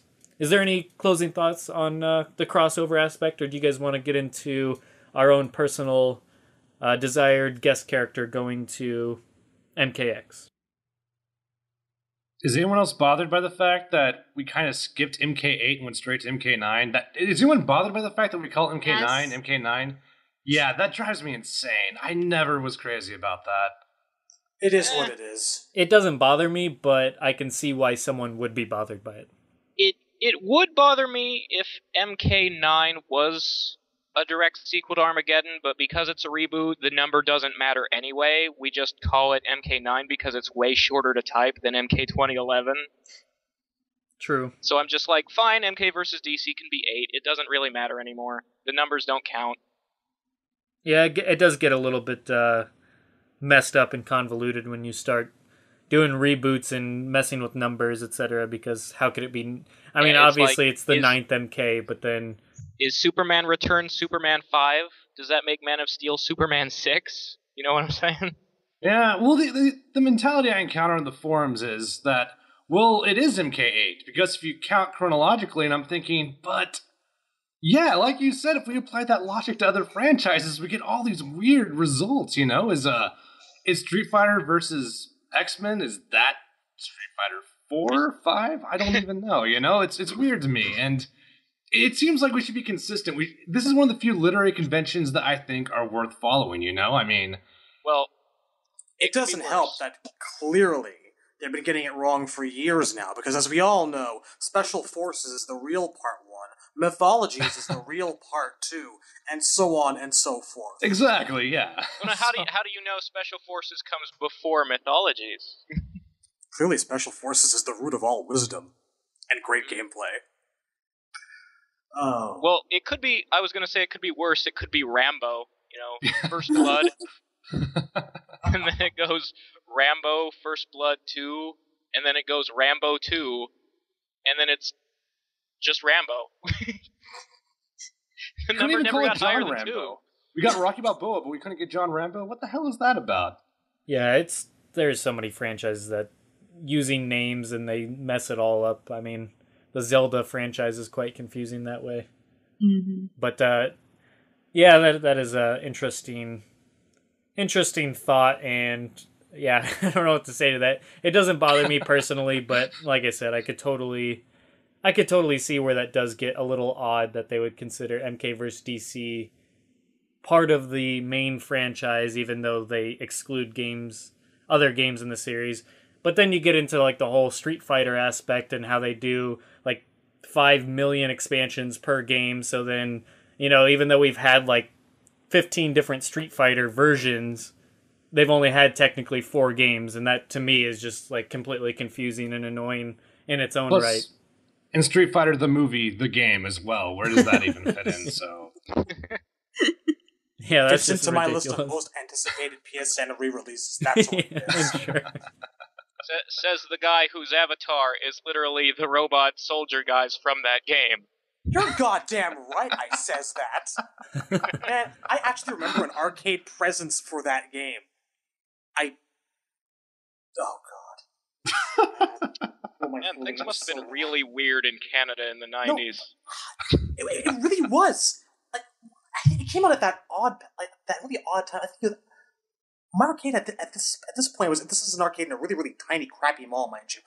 And the 3 games that saw the most action, this is before, like, a movie theater with its own arcade opened, like, the year afterwards. But there was, like, Ultimate MK3, Street Fighter the movie, the game, and this lonely Alpha 1 arcade cabinet. These were the games in this arcade of mine that got the most action. I don't know why. Don't ask. The weirdest thing about the Street Fighter movie arcade game is the fact that when it was ported to the PSX, it wasn't a port at all. It was not properly ported. They just reskinned Super Street Fighter 2 Turbo with movie figure skins. It was so bad. Track it down if you can. It's worth the money. That actually sounds crazy. I'm going to check that out. I won't do it. No, I won't touch that game. Don't do it. I think I'm doing it right now. Yes, give in to the dark side. All right, I'll type it as quietly as I can. With crossovers, real quick, before we do go talk about the guest character we want in MKX, let's all list one crossover that we want most. If we could choose for MK to crossover, what would it be if you had one choice? And Shadaloo, why don't you start? You don't have to explain why too much. Just give us what your choice would be. I would like to go back to the MK2 and MK3 sprites, throw them into Mugen, and add all the Street Fighter the movie, the game sprites. So it all looks ultra realistic, looks amazing, and it makes a lot of sense. No, I'm kidding. If I had to choose one, probably Mortal Kombat versus Street Fighter, and I'd want Capcom to handle it. That's all I'll say. Okay. Well, and Temp? I agree. I absolutely agree. I think those characters actually make a lot of sense together. I think Ken Masters and Johnny Cage. I think Shang Tsung. I think Akuma. That works to me. I've been wanting that for years, and I'm actually one of the few people who thinks that is going to happen, because Capcom's not going to have a choice eventually. They're going to run out of money, and they're going to need that cash. So that's my opinion. Razor? Mortal Kombat versus Eternal Champion. Yeah. Nice. Slick. That was I my god. I like I just remember, like, back in the Genesis days, that game was like, it was like that era's version of Twisted Metal Black. All the, like, weird twisted ways the characters died, and, you know, that it was sort of fated to happen. It was a real downer game, and it was just sort of a weird experience. Yeah. I'd love to see sort of a revamp of that, and I think there's probably some way to combine the lores. I mean, let me just say, if not that, because that is a really long shot, then I think MK and Killer Instinct would fit together well. All right, Ice Baby? He took what I was going to say, Eternal Champions. Something about that game was just fantastic. That, or the game that cost a Pacina brother his job, Bloodstorm.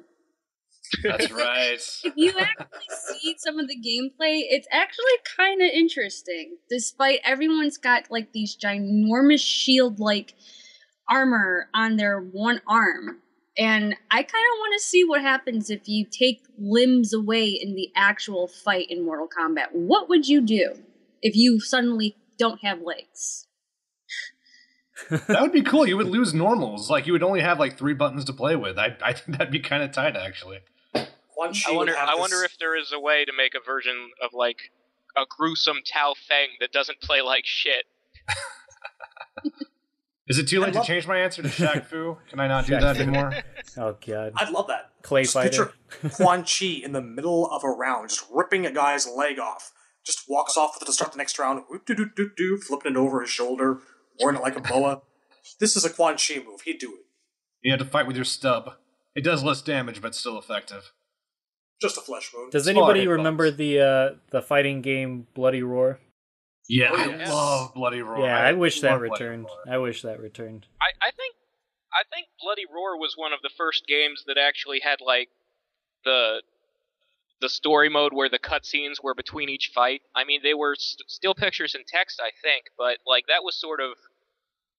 Whenever we talk for years and years about how a story mode should be done in a Mortal Kombat game, I'd always say, do it like Bloody Roar. I mean, how hard is that?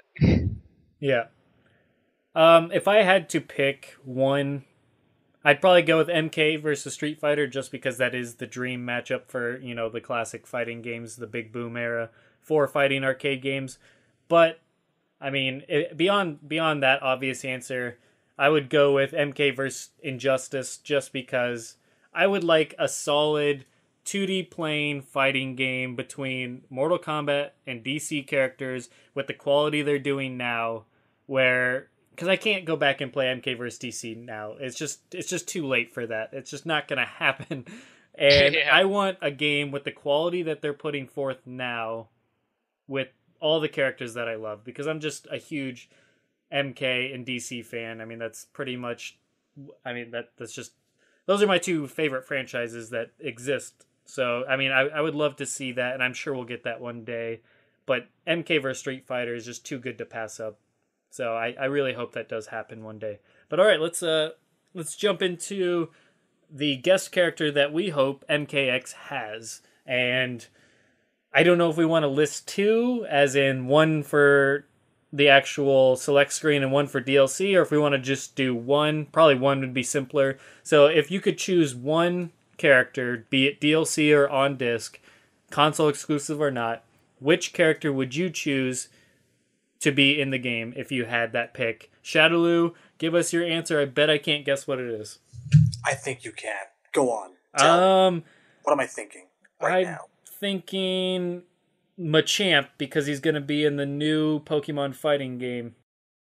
I don't know what a Pokemon is. Are they actually calling that game Pokken? Like, Yes. I have no idea. Pokemon? I thought it was Pokken, but yeah. We can quibble about pronunciations later, but My answer is unequivocally Fulgore. I am a lifelong Killer Instinct fanboy, and I really would love to just for no other reason than I want to see him go up against the Cyber Ninja. Oh yeah, That's like something I've been dreaming of since I was like 15 years old. It needs to happen. I'd love to see Fulgore that. versus like Cyrax or Sector. What? Take your pick. All right, Temp, what would yours be? I don't even have to think about it. It's not going to happen. I don't think it can happen anymore, but I would pick Raziel from the Legacy of Kain's Soul Reaver. I miss that guy so much. And when they announced PlayStation All-Stars, I was like, holy fuck yeah, I'm going to get Raziel back, finally. And he's not in the game, which I don't know why. I don't know if that was a legal thing, but if they had shown a trailer before the game came out of Raziel, I would have just gotten up and bought a PS3. I would have told my boss, I'm like, sorry, I got to go buy a PS3. And that would have been a thing. But for some reason, no, I'm still waiting. I think I'm going to be waiting for a very long time. And if they don't do something soon, that voice actor is literally going to die. I think he's like late 70s, early 80s. He's literally the voice actor for Papa Smurf. That dude has seen some shit. And and we're running out of time. The guy who voiced the Elder, the octopus thing, that guy literally did pass away a few years ago. God rest his soul. So, yeah, just nervously waiting for Raziel to come back in something, but yeah. yeah, I don't know. I think they feel like they told the whole story of that franchise, so maybe if there were remakes or something. Like, and hopefully they'd be like the Resident Evil remake, not a reboot. All right, Razor, what would your choice be? This one's pretty easy. Ash from Evil Dead. I'm not even going to explain it. I'm just going to leave it there. It speaks for itself. It works. Mysterious. I Yeah, I could totally see him in there. That'd be great. Oh man, his dialogue with Cage would be great. Oh, if they got Bruce Campbell on there, that would be amazing. Well, you have to get Bruce. I mean, it's not him without Bruce. That game where the poker game that Valve, I think it is, makes, they didn't get Bruce. That was a mistake. Oh god. I'd go, speaking of the horror movie thing, I'm also a big Friday the 13th fan, so seeing Freddy go into MK9, I was pretty disappointed not to see Jason in MK9 as well alongside him, because there were those rumors that, this Halloween they're going to release Freddy and Jason as DLC characters for Mortal Kombat as like a Halloween-themed DLC, and I was like, man, that's totally up my alley because I'm a big horror movie fan, a horror movie buff, you might say, and I even have a custom painted, actual cast Jason mask, actually right above me right now, kind of to my left. But yeah, I'm a big fan of the series and horror movies in general, so I'd be down with, Michael Myers or any of that kind of nonsense, but I don't think he fits as much as Jason does. But I just think the aesthetic of Jason with MK characters, I thought they did Freddy really well. I thought he had really fun gameplay. I loved his fatalities. I loved his ending. I just thought it was so interesting how they worked him in. And I guess Jason, they planned for Jason, but he didn't end up working out for whatever reason. They said his gameplay. Yeah, I heard some stuff about how Jason doesn't make sense as like a guy who moves fast and jumps, which that's not true. Maybe kind of true. No, it's kind of true with zombie Jason, but Jason wasn't always dead. I mean, Jason of parts 1 through 4, not dead, and he moved quick. And if you want to count the reboot as a part of this, he moved quite freaking fast. So I think it could work. Question, then, which Jason would you pick out of 1 through Jason X? What was your if I'm gonna? Okay, now you put me on the spot, but I'm totally bag on the head. Totally on this. Bag on the head is great, Jason. The thing is, I'd want Jason with multiple attires, and I would pay for them. I would. I don't care, and I think they would sell well to at least Friday the 13th fans or horror movie fans, because I think Baghead Jason or Hockey Mask Jason or Zombie Jason, I think all three of those things are necessary, and they could do it easily because all you really have to do, I mean, even though their outfits change throughout the movies a bit, all you really have to do is, darken up his skin and put, a little blood on his mask, and you have Zombie Jason. If you have bag on his head, you just put a bag on his head with coveralls. But yeah, I mean, Or overall. I don't know. He had a real cool look going on at the end of that one game or movie where Jason you can X. sort of see his spine sticking out the back of his overalls. Yeah. I know what you're saying. Yeah, I think that's part 7. Yeah, it's definitely one of the ones with Kane Hodder. Corey Feldman. Oh, Corey Feldman? That's 1 4, through 4. I think. He was only in part 4, so I don't think you saw his spine. He didn't become Zombie Jason until part 6. But maybe I'm thinking of the psychic girl then. Yeah, it's the psychic girl. That's part 7, New Blood. But yeah, that's where he was all torn up, and you could see like his bones and stuff. So that's definitely what you're thinking, because they tried to put all the damage. Okay, I'm geeking out. Sorry. Like everyone's like, I don't care. Get on with it. Talk about. I'm interested. I want to know. This is very fascinating. But yes, in part 7, he had all the battle damage he ever got in any movie. They went back and watched them all and put every little nick and scratch and tear on his outfit all in that movie. It was actually quite cool. Well, you said earlier that it was a shame that the Freddy we got didn't look like Robert Englund, and I mean that's kind of because they based him on Jackie Earle Haley. Yeah, which was a mistake. That's what pissed me off the most about him easily. There's something else that Freddy is iconic. That. Robert Englund is Freddy. I don't know why they couldn't do that. For sure. It's not even just the fact that it's not Robert Englund. It's that the new Freddy Krueger is not just a child murderer. He's a pedophile, and that's gross to me. I like the Robert Englund version better because he was a sadist. You know, I mean, you could make the argument that he was previously. They did play up the child kind of pedophile in later movies. Yeah. They hinted at it a lot. I mean, even in Freddy vs. Jason, he's literally licking the picture of one of the little girls. So, I mean, they hinted at that before. It was always kind of hinted at. I don't think they ever outright said it. But yeah, definitely in the reboot, they played that up. I'm sure they went with Jackie Earle Haley just because they wanted to promote the latest movie. Yeah, for sure. I mean, it is WB that owns NetherRealm, of course, so I'm sure they had all the say in which version was chosen. But yes, I would have definitely gone with Robert Englund with that too. But yes, moving back to it real quick, I would love to see Jason, whatever outfit, I really don't care, but I mean, you have to have the hockey mask at least. Otherwise, I mean, that is his iconic look with the machete. And I think his gameplay would completely fit Mortal Kombat. Just have him move at a medium pace, and he could just be a power hitter. He doesn't have to be a speed character. With how well they diversify things, especially with variations, I think Jason could really work. His special moves are a little bit harder, but I mean, he plays with different... he's used different utilities and tools to kill his victims, so I think those can make for some interesting specials, as well as playing up with his lore, etc., etc. Yeah, I'd love to see a stage fatality for him in the Living Forest, where you're in a sleeping bag and he just picks it up and breaks you in half across the tree. They need to do that regardless. They just need to have that because that is hilarious. But yes, I would love to see his fatalities. I don't know. I was thinking maybe like they could have the Camp Crystal Lake stage, and for the stage fatality, little boy Jason drags you into the water, and for some reason you wake up in an ambulance. That would have been my take on that. But that's genius.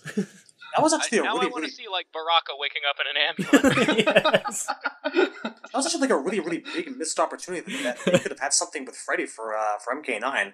Having his own stage would have been 10 kinds of messed up. Oh yes, that would have been amazing. Take your pick. Boiler room full with glue and a insect lady with her skin coming off.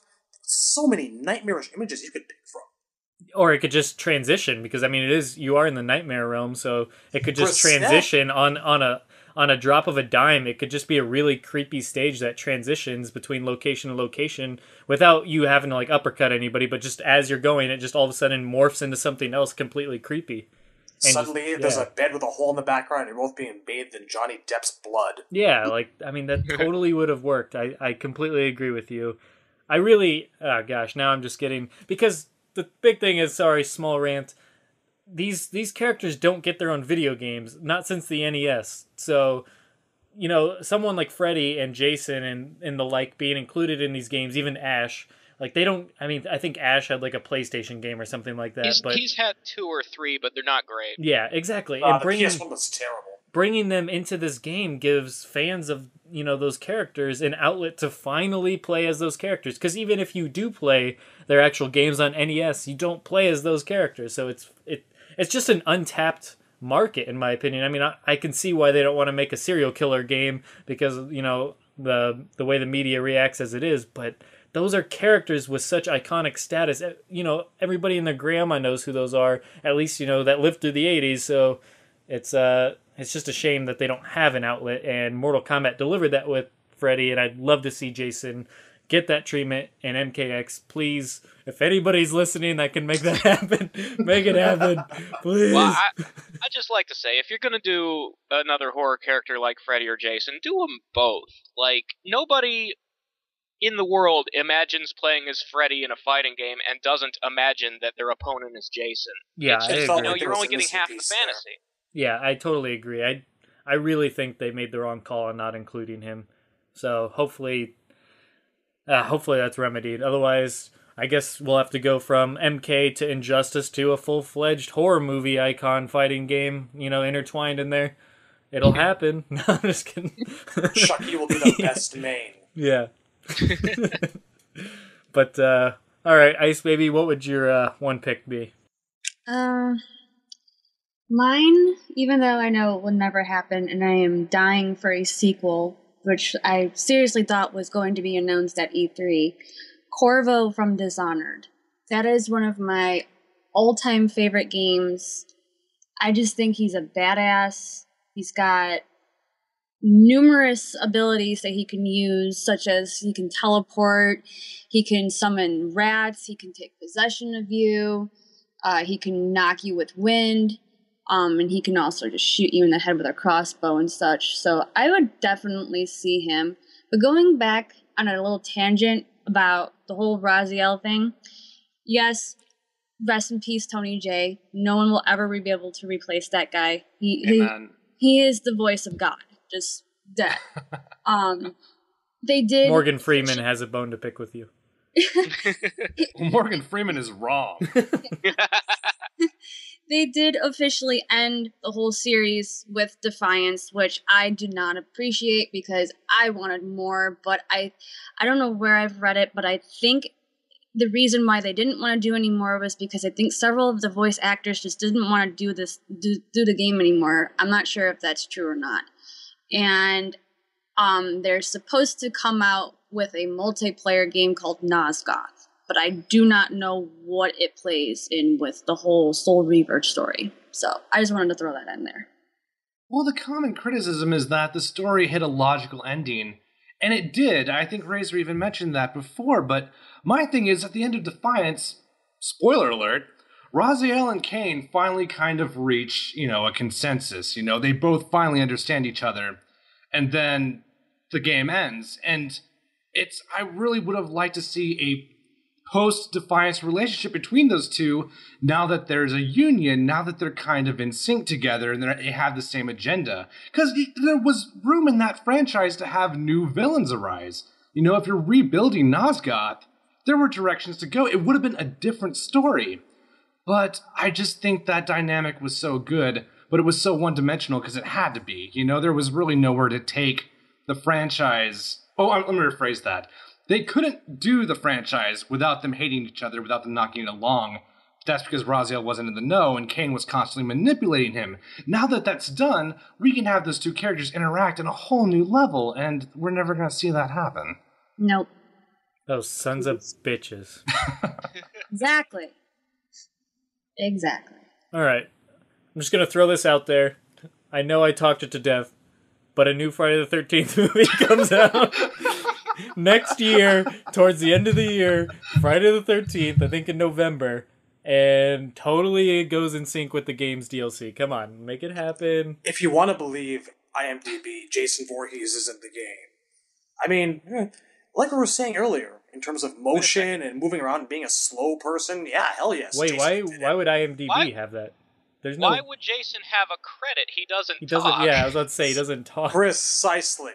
Grunts. You guys realize Mick is going to have to make a link for the Friday the 13th section for the podcast. Grunts, yeah. Jason's whole thing is that he's the most quiet motherfucker ever. Well, Michael Myers is kind of right up there. But Michael Myers never says a thing. I don't think Jason has he just footsteps. breathes heavy. Yeah. Jason makes no- doesn't Jason have teleports. footsteps. Jason teleports. He does That's teleport. That established. should be a freaking special move as he just appears behind you. And But it then you has- trip but- all of a but sudden you- for some but reason. You can't see him move. The camera actually has to focus away from him and then back That to would the be space sick, where he though. was. That would be badass. I would actually be all over that. Okay. I'm done with Jason for now. For now. I'm bringing it back up closer to the game. I'm sorry, I have no outlet to talk about this. The portal for Camp Crystal Lake is now closed. Damn it, now I'm so wanting to see that happen. Damn you, podcast. Alright. Okay, well, let's move on to our retrospective character of the week as chosen by Ice Baby. And that character is none other than her own favorite character, Frost. So we'll be talking about Frost's history with the franchise over all the games she's been in. She's quite the resume. And we'll talk about our favorite fatality out of all of her fatality. So we'll jump into that right now. And Temp, why don't you start us off, actually? Why don't you give us your thoughts on Frost and your favorite fatality? Well, I'll hand the mic to Ice Baby. You know, it was her choice. Whoa, and you were just... yeah. I was going to save her for last. Okay. No, it's alright, fine. No, okay. go ahead. No, go ahead, Ice Baby. Go. Trying to be a gentleman. Ladies first. What's your You problem? just make me look like a jerk now, just by proxy. Heck, maybe because you are one.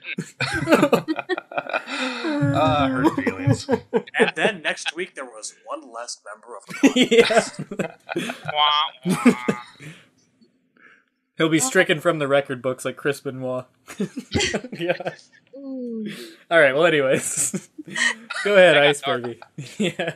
All right. Well, I guess I honestly don't know what made me like this character so much. I guess it's because I really wanted a female Sub-Zero, and I wanted it for a very long time. And then all of a sudden, Deadly Alliance came out.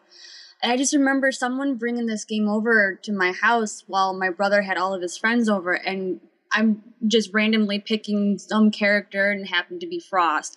And of course, no one expected the little sister to kick everyone's asses with her, and I just did. And she was actually, believe it or not, the first character that I've ever performed a fatality with, because I could never do the Sega Genesis ones because my brother never told me them. Couldn't do any of the Mortal Kombat 4s because I never looked it up online. And then all of a sudden, Deadly Alliance came out. I'm like, ooh, okay. I guess like just because she's blue, I had a phase where I had to talk text in blue a lot. I'm pretty sure everyone knows that. I remember that. I have no idea what you're talking about. I don't know why I I have to did squint that. to read your text sometimes. I have on MKO. I have like the noob Cybot background, so it's like black and then there's blue. I'm like, oh god, my eyes hurt. Yeah, I don't know what made me write that. I felt like being a noob that day and decided to go, oh, blue text. I'll keep doing this until someone tells me stop or I get bored of it. And eventually I got bored of it. But, So you ignored all the people that begged for you to stop. No, I'm just kidding. I'm sorry. I'm sorry. Nice. They were pleas that fell I upon remember it deaf would ears. change tint once in a while. Like, it used to be like a blue-green, and then it was like the same blue as a Link is. Yeah. And then it was, pink for, October for breast cancer. And then, Where's the gray for testicular cancer? and then it just turned into other colors, and then I'm just like, you know what? This is really starting to bother me. I'm just going to stop. And even though I think it annoyed more people because they could never quote me correctly. Like, they could never close the quote right without them getting highlighted. So that aggravated everyone else. Contagious. It's like, oh my god, the whole text is blue. What did you do? It's not my What did fault. you do to me? Why is my text blue? But Yeah, you might want to get yourself tested. But anyways, I really enjoyed that character a lot. I just wish she kind of had a different ending, despite that, you know, she only was in 2 games, and they didn't really do anything with her. I felt like they didn't even do anything when she debuted either.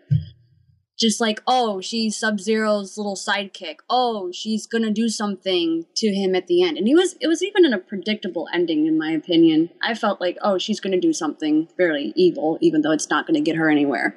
And then she doesn't appear in Deception. And I go, well, that was a waste. So, and they get my hopes up. And then here she comes in Unchained. Same story. Oh, Sub-Zero, how could you? I'm going to go after you again. Oh, I got frozen. And then Armageddon came, and she becomes like this insane goddess who freezes hell. And if she were to ever come back, I have a huge story idea. I'm pretty sure I've mentioned it in some fan threads that I've made. I have a way to bring her back. I'll save that for like later. Just if we're going back to like, what would you say? What would you want for Frost to be if she's to come back in MKX? Oh yeah, we'll definitely cover that. I believe some people ask questions based on MKX if Frost makes the cut. Yeah, but that's my opinion. I like her a lot. I wish they would do more with her. I really think they could have done something really good with her, but they decided not to. And I don't know why they couldn't. So that's just my opinion. And one of my favorite fatality of her, I actually never played Unchained, and I looked up the fatality when you guys mentioned it. I actually like that new twist where the whole body explodes. I say more of that. So that's your favorite fatality of her fatality? Yes. For one fatality. All right. Okay, cool. Well, I'm not going to go to Temp. I'll tell you that right now. So, He lost well, the his thing shot. about He's Frost done. is can't Frost go is to a really- Razor. yes. So I guess Shadaloo, you're the only one left. It's just me and you, bro. Well, I don't hear anyone else in this chat. Yeah, it's just me and you. Excellent. Fine, that's fine. No, I'm just kidding. But seriously, though. I think kind of my favorite Frost trait was when she woke up after she was, after Sub-Zero had, placed her in the crypt. She gets up and, what's the first thing she thinks? Wait a minute. He left me for dead after I tried to kill him. That bastard! Yeah, I love that fact. She's just... Oh my god, what is wrong with you, you terrible, wonderful person? I think that she's got one of those personalities that just, begs expanding on. And she's a character that I'd really love to see expounded on in, actual in-game CG and story mode, and I think she'd be wonderful for it. I love the fact that she just had this kind of, shifty-eyed, I don't like you thing with Sonya. Gave Sonya someone else to dislike apart from Kano. And her moveset, while, on one hand, yes, she kind of got Sub-Zero's leftovers, it worked well as a building block for Sub-Zero because it kind of showed, that at that point in Deadly Alliance that he'd moved beyond those techniques, and I thought it was a really, really nice touch. I thought that she'd have that potential to go places. And I do hope that she does come back one day. I do wish that her outfit was a little bit less derivative, although she's Lin Kuei, so they're all going to wear some variation of, the whole ninja gear, but what are you going to do? No problems with her. I would prefer that she came back over Li Mei. I really do miss Frost, and I hope that she does feature in MK10, at least in cameo form. I do. Take that back. No. No, I refuse. Don't take it back. No. I'm sorry.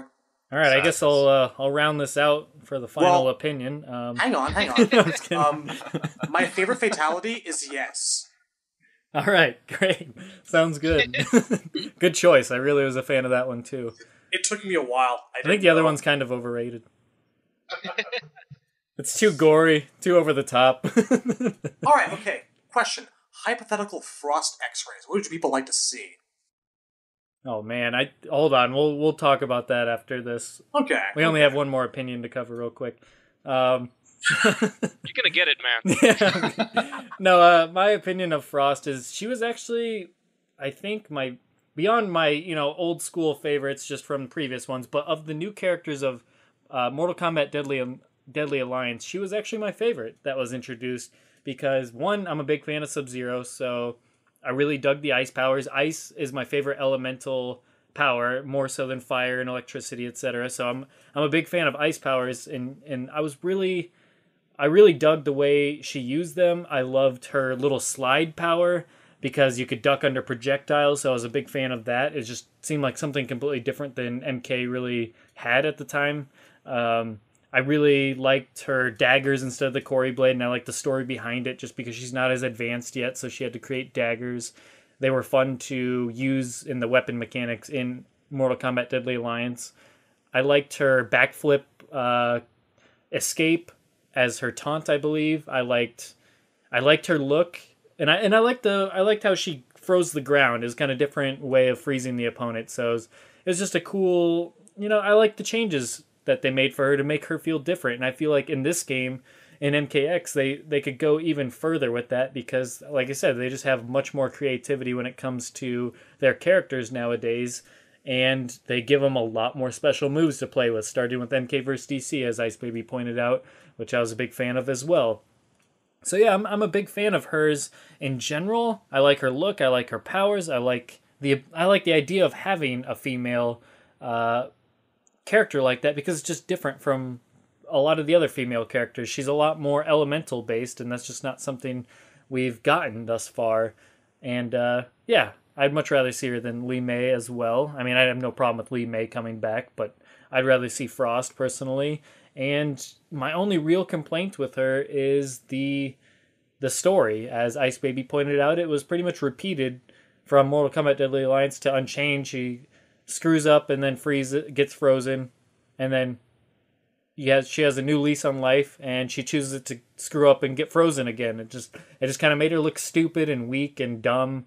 It did not do her any justice in terms of making her seem like any sort of threat. And regardless of her Armageddon ending where she actually accomplished something, I don't know. I didn't like the way they treated her. And I thought her bio gave away the big twist that she turned out evil, because it was like her ultimate, motives will be revealed, was like how they ended her original bio in Deadly Alliance. Or at least it was for her alternate outfit. And it was just like, oh, okay, well, clearly she, is going to stab him in the back or something. But yeah, I thought she bit off more than she could chew, and that's cool and all, but they didn't really advance or anything after that. And largely because we had Deception and then Armageddon, so that was pretty much the end of those characters. But I'd love to see her back, and my favorite fatality of hers was her fatality. I have to say something about her moves, because this is always a big topic. Everyone, every now and then, would always say, oh, she's a big clone. She has every Sub-Zero move. The only Sub-Zero move she has ever taken identically is her ice puddle in Armageddon. Because every other move that she has, despite it, she slides, she ground freezes. It's her own twist, like with Cassie Cage having similar moves, but they're not clones. They're not identical moves. They look similar, and people tend to get cloning and similar confused. Well, we live in a world of extremes. You're either really amazing or really awful. There's no gray areas. You're either a clone or you're not. I mean, it's just like you're either original or you're Jarek. Yeah. It would just always aggravate me, because it's like it's not the same move. Frost has it where she slides under people, and yes, Sub-Zero had that move, but it was only, I believe, in Mythologies that he had it where he slid under the entire person, not just stopped at the ankle. With Frost's ground freeze, she freezes the entire screen, not just throws a puddle on. She had her own unique look to these moves, and I would just never like it when someone just says she's a clone. She's a blatant clone, because she's not. They made it separate. They made her different, and I like that they did that, and it's just not an obvious clone. And to see her moves and just know she's a student, saying how what she would do in Mortal Kombat X if she came back, not. Ice doesn't need to freeze you. It can slow you down. So she could have more like an area of effect move where she can throw mist at you and it slows you rather than freezes you. Or, I don't know, she could throw a snowball at you and just stuns you. Like, what the fuck did you just throw at me? Something like that. Yeah, for sure. For sure. I don't think she needs to be a clone. I don't think she is a clone. And with the new variation system and Just like I said, the overall creativity. There's so much you can do with ice, and I completely agree. But before we get into like the variations in MKX talk too much, because like I said, I know a certain user at least asked questions about her in MKX. I think that's actually all the questions were asked were about MKX and her inclusion. Let's get Razor's opinion on Frost. Am I allowed to speak now? I thought about it, and you know what? Yes, I guess. You are as kind as you are wise. Thank you. I mean, I don't know. Never mind. Just go. All right. Well, I actually really like Frost, and I don't know if it's that I like her so much as I like what she did for Sub-Zero's story in Deadly Alliance.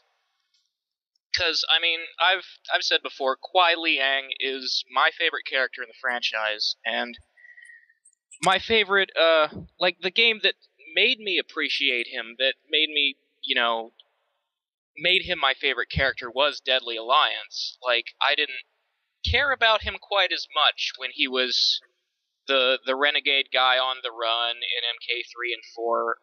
But when he came back to the clan and took it over, and, the costume design he had in that game where, he was older and his scar had turned blue and all that stuff, that really sort of made me sit up and take notice, and I liked, what they did with him there.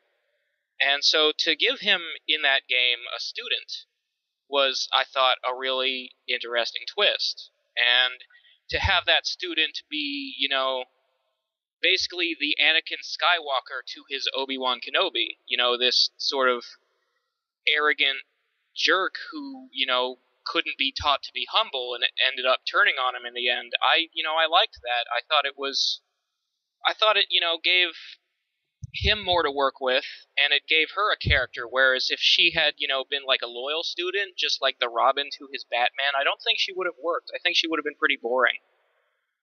The only downside is, like Ice Baby said, they didn't do anything with her in the sequels. And I think part of the reason for that is, I don't think she was supposed to be in Unchained. I think that was sort of like, in Armageddon, the scene where Taven wakes her up from the block of ice, I mean, that room she's in is modeled to look like the Cryomancer tombs, and they're supposed to be an outworld.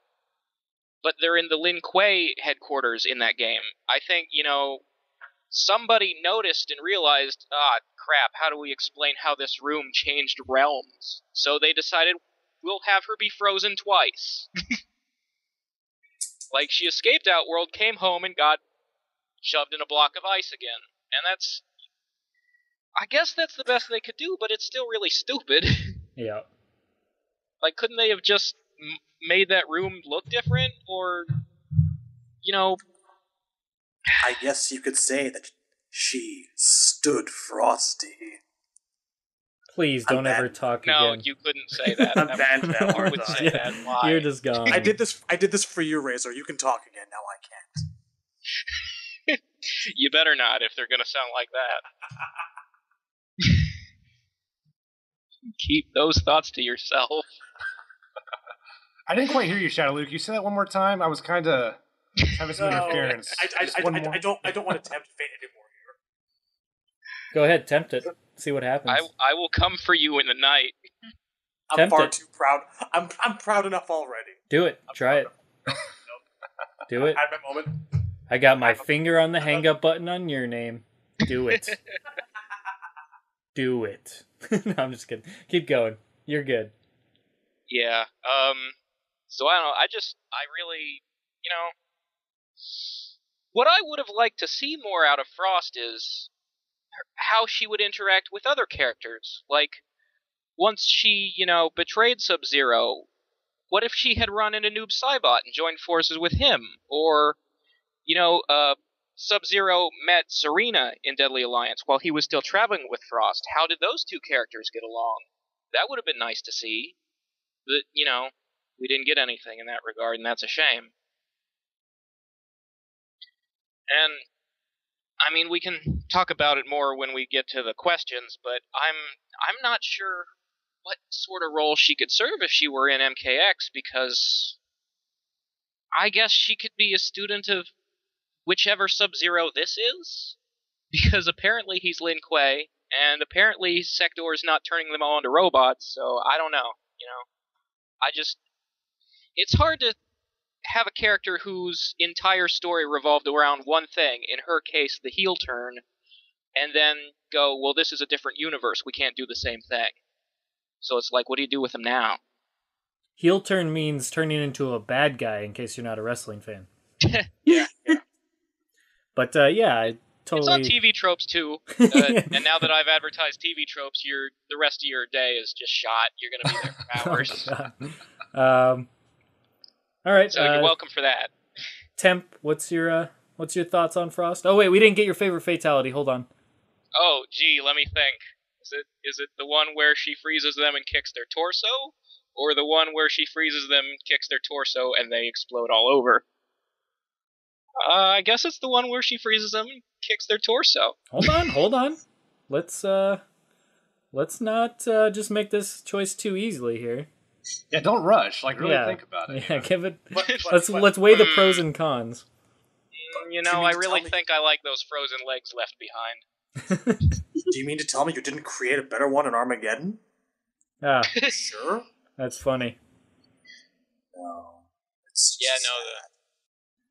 But all right, Temp, what's your opinion of Frost and your favorite fatality, of course?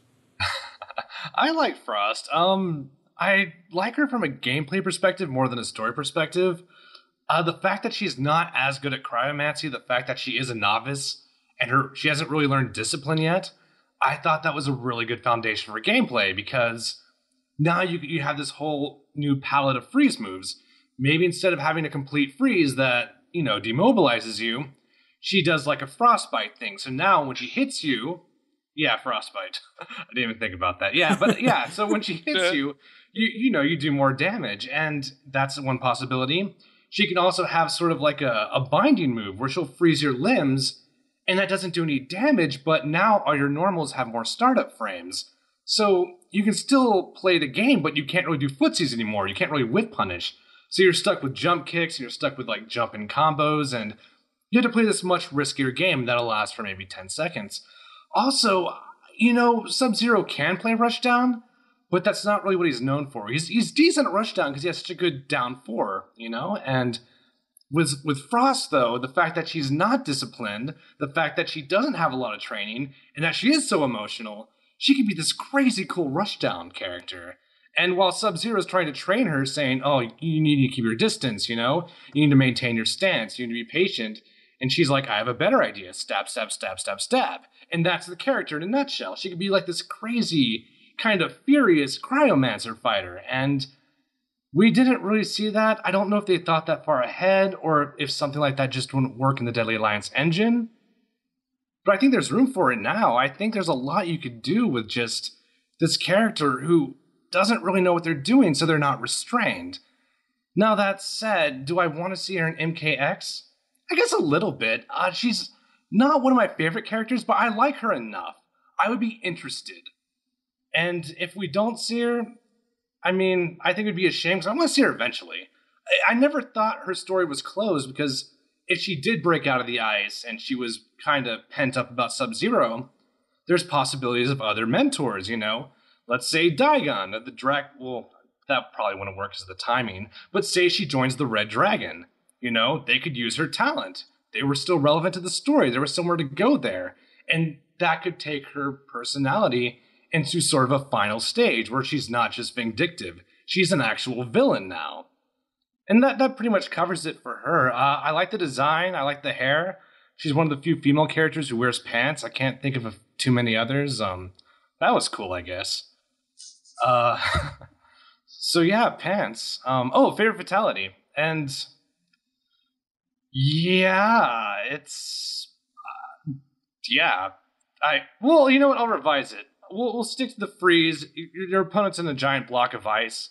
Maybe instead of knocking the ice over or shattering it, she knocks her fist through it, so you're still frozen, but now your torso is just all shattered into pieces. Or maybe she cracks it down the middle and you God forbid, split in half. I don't know. Maybe that could I think be a Shadaloo would like that direction. Absolutely. He You does know love what? when people split in half. Absolutely. Ferritor! Yeah. Now, you know what'd be really cool? If she just like let out a really, really fast, hard-hitting punch to the head level just behind the ice. So it cracks and it splinters, but not all the way. It doesn't shatter completely like you might expect it to. So you just see their head frozen there in several pieces. That would slightly be cool. apart. Yeah, I mean, that's a good way to go about it. I mean, you could even be comical about it, where she kind of like cracks the ice a little, then like mid-sweeps the ice block, so now your hands are next to your ankles, so that So could be kind of cool. What you're saying is your favorite fatality of hers is one you just made up. Yes. Either that or give her Cabal's mask removal. I could I be all think over at least it. one person does that at MK3. Except without the ice part. The hands just float. That works. Well, we can have floating hands. I'm not against floating hands, so yeah. But that's Frost in a nutshell. But Shadaloo mentioned X-rays. I don't really care for what they've done with Sub-Zero's X-rays, so kind of more what Cyber Sub-Zero had. I like the idea of creating ice blocks and then using that for melee. I think that's a really good direction. What they would do specifically, it's kind of hard because a lot of the stab fatalities have been taken. Well, not taken, but I can't think of a way to do something new with like what Melina did with her size. I think it would be kind of boring to do that with Corey daggers. I don't know. I would be hard to think of something specific, but that's a starting point though. I would do something like that. All right, let's get into forum questions because it actually covers a lot of this discussion on. We probably covered a bit of it already, but I know a lot of it was centered on her being an MKX and our thoughts on it, etc., etc. So, Temp, if you want to start reading off some questions and who asked said question, then we can jump into that. Yeah, well, right now I'm looking at Acid Layer's question. Or Acid Slayer's question. He had some ideas for variations. Yeah, they're pretty good. A lot of them are kind of like passive variations. Like she'll create like an ice dome, or she'll create like a blizzard aura, and that has a sort of status effects. That could be cool. The thing is, though, I don't really see Frost as a defensive character. I feel like Sub-Zero covers defense so well, and I think her personality lends more towards offense. Yeah. So I would like to see her either kind of have like her own Cryomancer variation, where she creates her own set of kunai and daggers and whatnot, and that's more for like, frame traps and maybe damage. Or she has like setups, like she'll have her ice puddle, but let's say it's perpetual, it stays on the ground under certain circumstances, so she can like keep you in the corner. She can like create ice walls. I mean, Sub-Zero has the ice shield, but what if she created pillars that the opponent actually had to like, use normal attacks to get through? A lot of space control. Anything that helps her get in is what I would take for the variation route. Interesting. Anybody else's thoughts on variations for Frost? Ice Baby, do you have any in mind? Not really. I haven't thought too deep with variations. I was more so in my way of trying to create what she would be like. I was going to save that for last, but I had like more of her fatalities and X-rays in mind. But I guess she could have something to do with her blades. That is, if they still have it with her, she can have more so with not so freezing things, but like I said, how she could have mist and use that in a way, sort of like she could teleport with them, be more like range in one of the variations. Kind of like, I guess she can be all over the place. I don't know. I just feel like the way that I pictured her, she would really play really different and just kind of like a character who's still getting used to her moves. So something like that, where they're not strong moves, but it's like, how do I put this? They're not really strong, powerful moves, but she has a lot in her defense, I guess, what I'm trying to say. Yeah, so, I got you. So more like how I saw Melina. I never saw her as a very powerful character in 2011, although I got backlash a lot on one of the Mortal Kombat sites because I never saw her as a powerful character. Everyone's like, oh, well, you're playing her wrong. It's like, I don't really know how to play a character wrong when I'm playing her the way I want to play her. And her combos don't really seem that powerful to me along, like, say, Shiva or something. So she's kind of like the Melina character, where she doesn't have too much in her arsenal, but she has enough to be like a defensive character in her variations. So like I said, daggers, range, and I guess whatever close up and personal thing. That's how I see it. Gotcha. All right. Any other thoughts on her variations or special moves in particular? Any other ideas anybody has? Well, actually, I actually really liked Ice Baby's idea of having freezing moves and properties that can actually maybe slow someone down. I think that you can actually probably build an entire variation around that, and that could be something that's incredibly unique, speaks to her. That's something I'd really see Sub-Zero doing. I also agree that you should probably have a variation around, like, Ice Daggers to give her range and maybe a slightly higher damage output, more of a risk-reward kind of thing. I don't know, for a third one, what the hell? I wouldn't mind seeing her have her very own, like, ice medallion for, like, I don't know, the strongest kind of single hits, less focus on combos. I don't know. It's tough.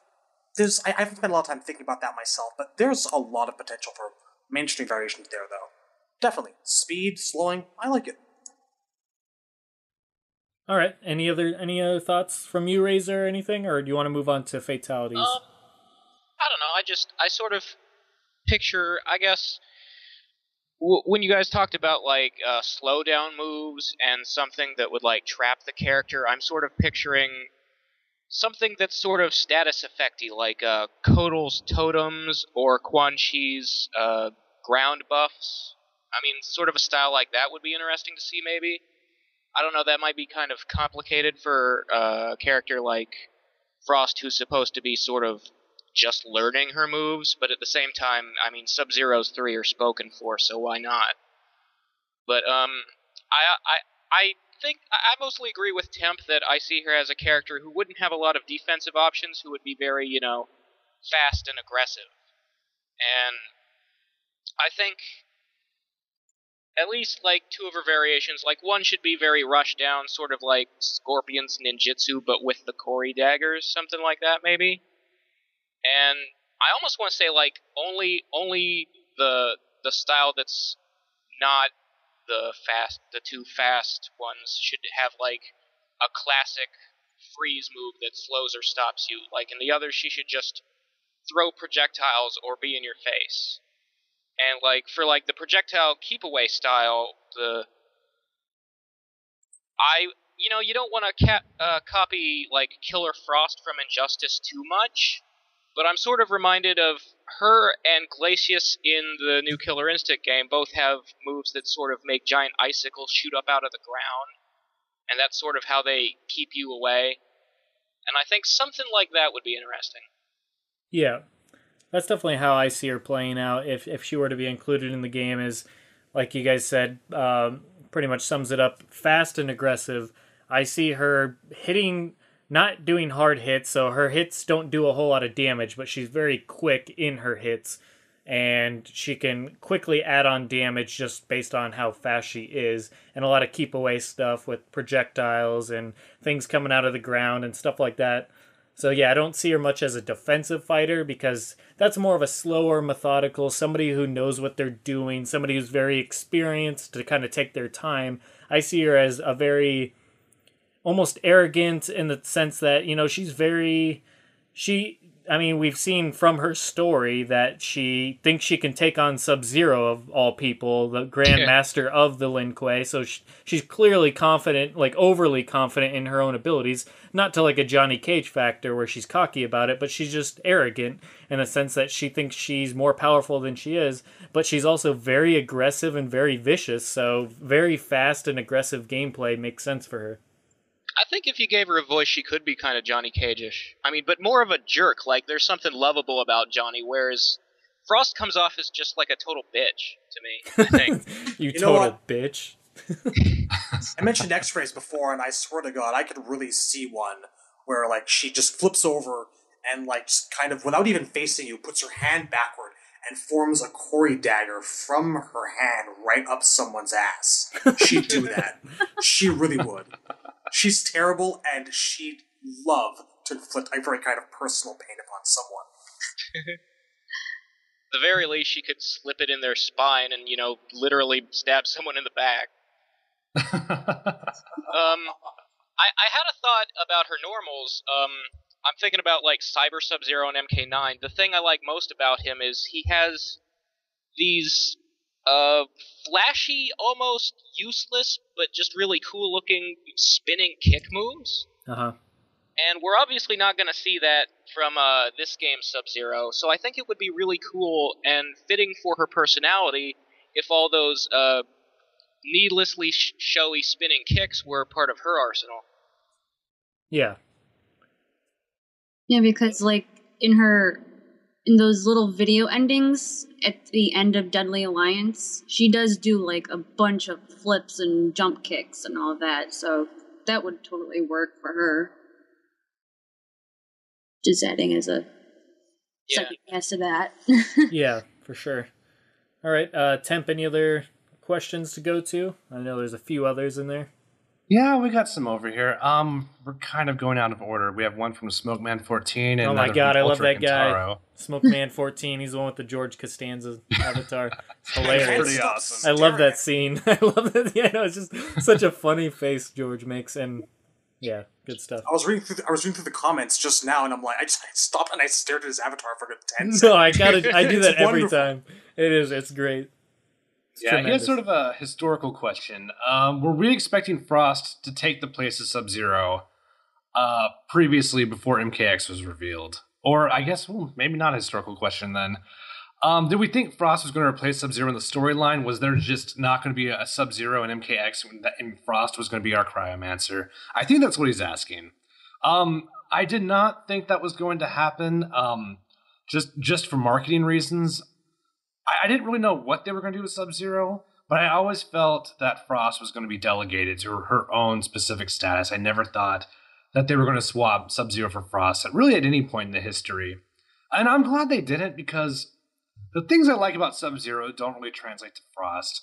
I really like a lot of the lore behind Sub-Zero. That's kind of why I stood by the character for so many years. And Frost, she's just not that integrated yet. She doesn't have all those characters that she has relationships with yet, for better or worse, and I don't think that would have gelled well with me. What do you guys think?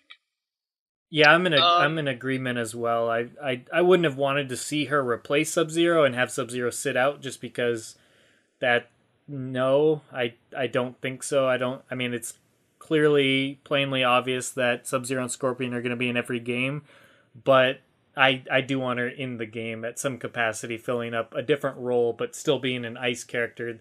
You can do plenty with that without, copying moves. So but I don't want to see her replace Sub-Zero's spot, basically. Frost kind of fits the trope of, like, the overambitious overachiever number 2 who, like, believes that they can accomplish anything, but is dealing with powers that they absolutely have no idea how to properly channel. I mean, it's something that you see every so often in fiction. So no, just it's not going to happen. What I could see her doing though is, I don't know, I could see her taking a generation or so of, like, the Lin Kuei's younger, brasher upstarts and leaving with them and kind of forming her own small clan of assassins that would work for the highest bidder. That seems to be a thing that a lot of people in MK do, is form their own clans, but I could really see her being something natural. I mean, she could work for Quan Chi. It'd be a perfect fit. But replacing Sub-Zero?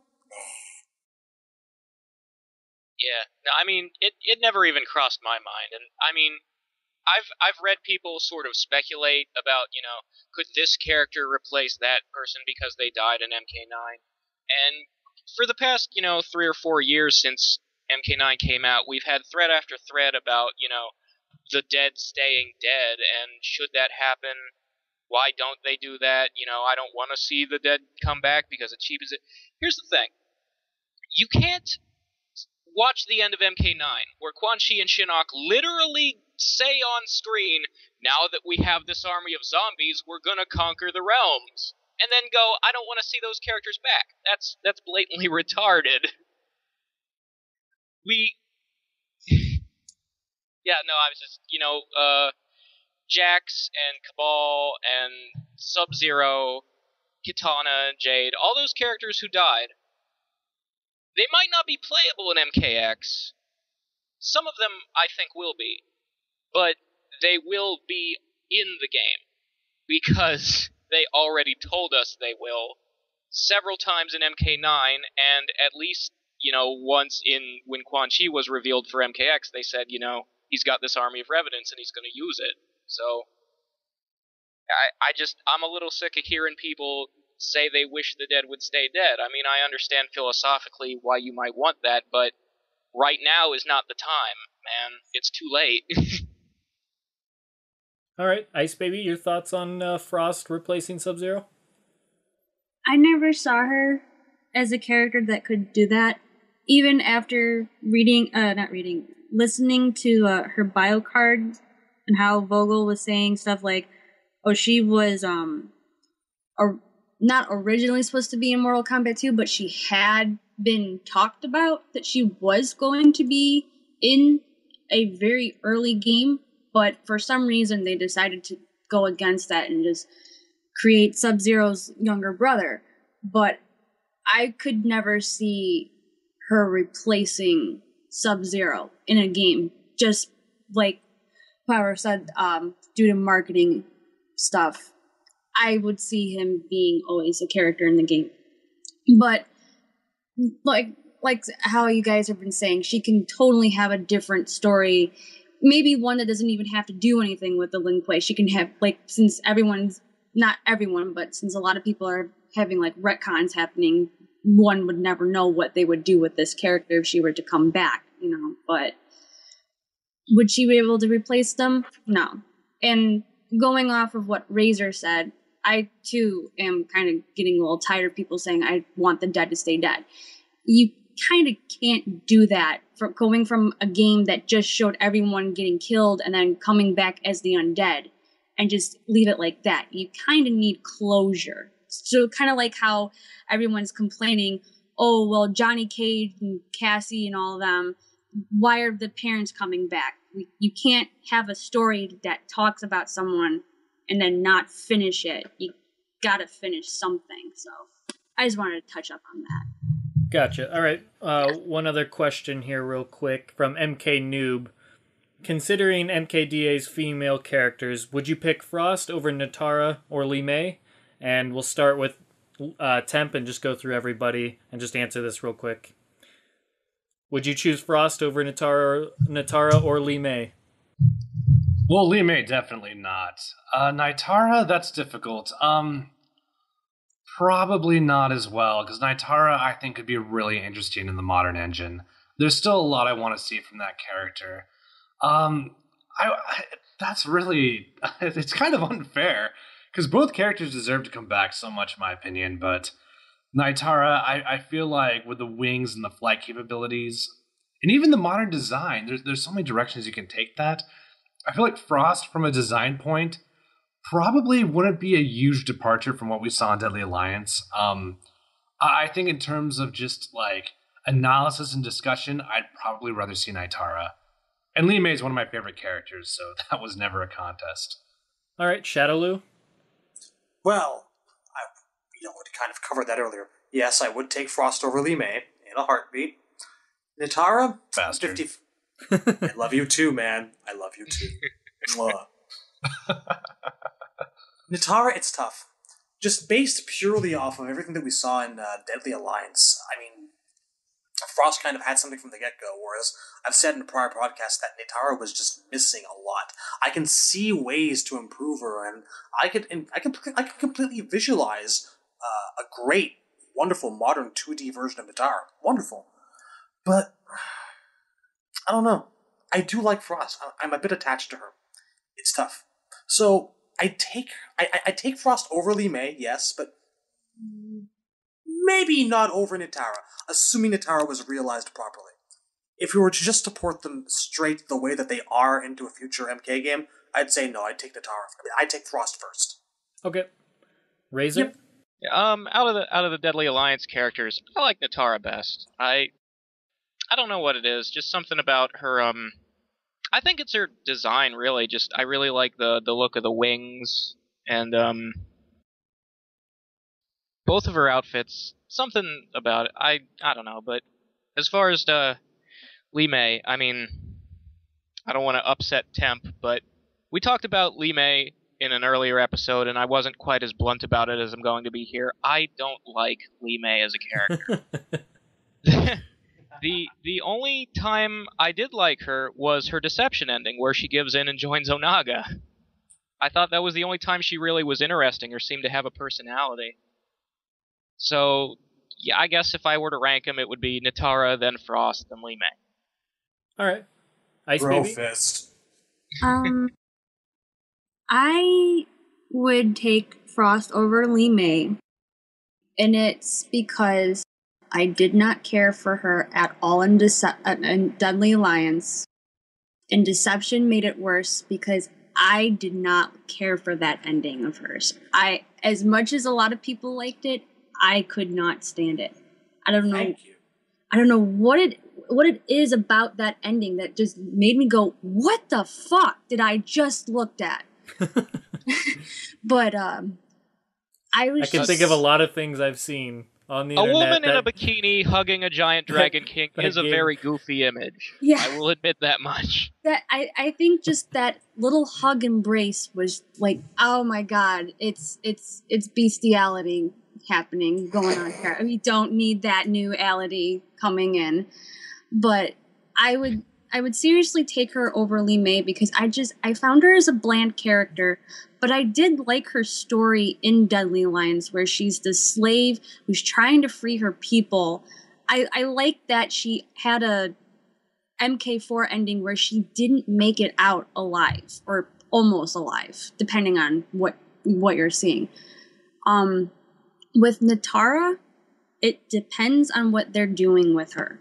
If they're going to keep this, if they're going to just do kind of introduce us to her realm without really introducing us to what it is, I want to see more of her. And like how Shadaloo said, they didn't really do anything with her, like specially. Yeah, she's from this vampire race. I want to see more of that. But I didn't feel like they did anything with her. And I'm not sure if it's just because of the engine limitations and all that, but I was really expecting her to fly, and I didn't get that, and it really disappointed me. She might fly if she comes back, who knows? I mean, you had Hawkgirl flying a lot, you had Raven flying in Injustice, so I'm pretty sure they could make it where she flies and if she comes back, but it depends on Natara, but I would definitely replace Lee May with Frost. All right. Hold on. I'll let him do his thing. Or I thought I heard him coming back. Well, I would like to simply interject here and to say that I've had to stifle laughter for the last couple of minutes because we have now successfully placed the image of Lee May and Onaga in an embrace as foremost in my mind as the cover for a series of softcore erotica novels in the Mortal Kombat universe. I just walked in on that. What? Of damsels and dragons. Your favorite character has a fetish for dragon men. I want like a cutscene of like, I don't know, Melina reading this in like her queenly chambers or something before being interrupted by someone. Oh, poorly May. Poorly May. Yeah, that ending.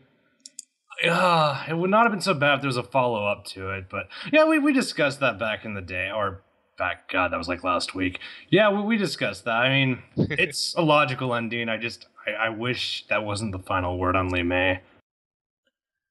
Between the three of them, I would probably take Frost. I think I'd definitely take Frost over Lee May. I think that's kind of the common opinion other than Temp, but unfortunately for you. Yeah, well, I'm used to it, man. There's not a lot of Lee May. Well, I mean, the Lee May fans that are out there are pretty fervent about the character, but yeah, it's hard to find middle ground Lee May fans. I liked Lee May's gameplay, but I didn't really care much for her story. That's pretty much where that stops. But I I like Frost. I would definitely pick her over Lee May. Natara's tough. I kind of agree with Ice Baby and Shadaloo in the sense. Pretty much Razor said it as well. It really depends on which Natara they're bringing. As in, what are they going to do with between Frost and Natara? How they're going to treat each character would be my final judgment, because it is kind of a close, decision between the two. But ultimately, I'd probably go Frost over Natara, just because even though Natara is a more original character in that, we don't have another vampire chick, but we do have another cryomancer, so there's that going for Natara. But at the same point, it's hard to think of how they would do Natara, because she is kind of limited in, at least from what Deadly Alliance showed, of course, but that's a lot of characters, most characters, if not all characters, had very few specials in Deadly Alliance. Deadly Alliance was like the MK1 of the series. They just had like one or two specials and one fatality, and that was it. But I'd be interested to see what they do with both. But yeah, I'd probably ultimately go with Frost, just because I see so much potential with her gameplay and story there. But that does it for MK Noob's question, and we have one last question that is kind of shared between MK Noob, Project Zero, and Ultra Kentaro, and that's basically, how would we introduce Frost into MKX with the given story changes that have happened? Because obviously the Sub-Zero has changed, and it's no longer Kuai Liang as far as we can tell. And if that is the case, and just the way it's obviously changed with the whole Cyber Sub-Zero and everything, how would we introduce Frost into MKX if she is to be included?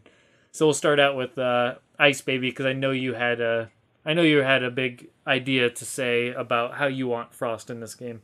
Yeah. So I was originally trying to make a comic strip, but for some reason my focus has been on this other story that I've been working on, but I still have the notes.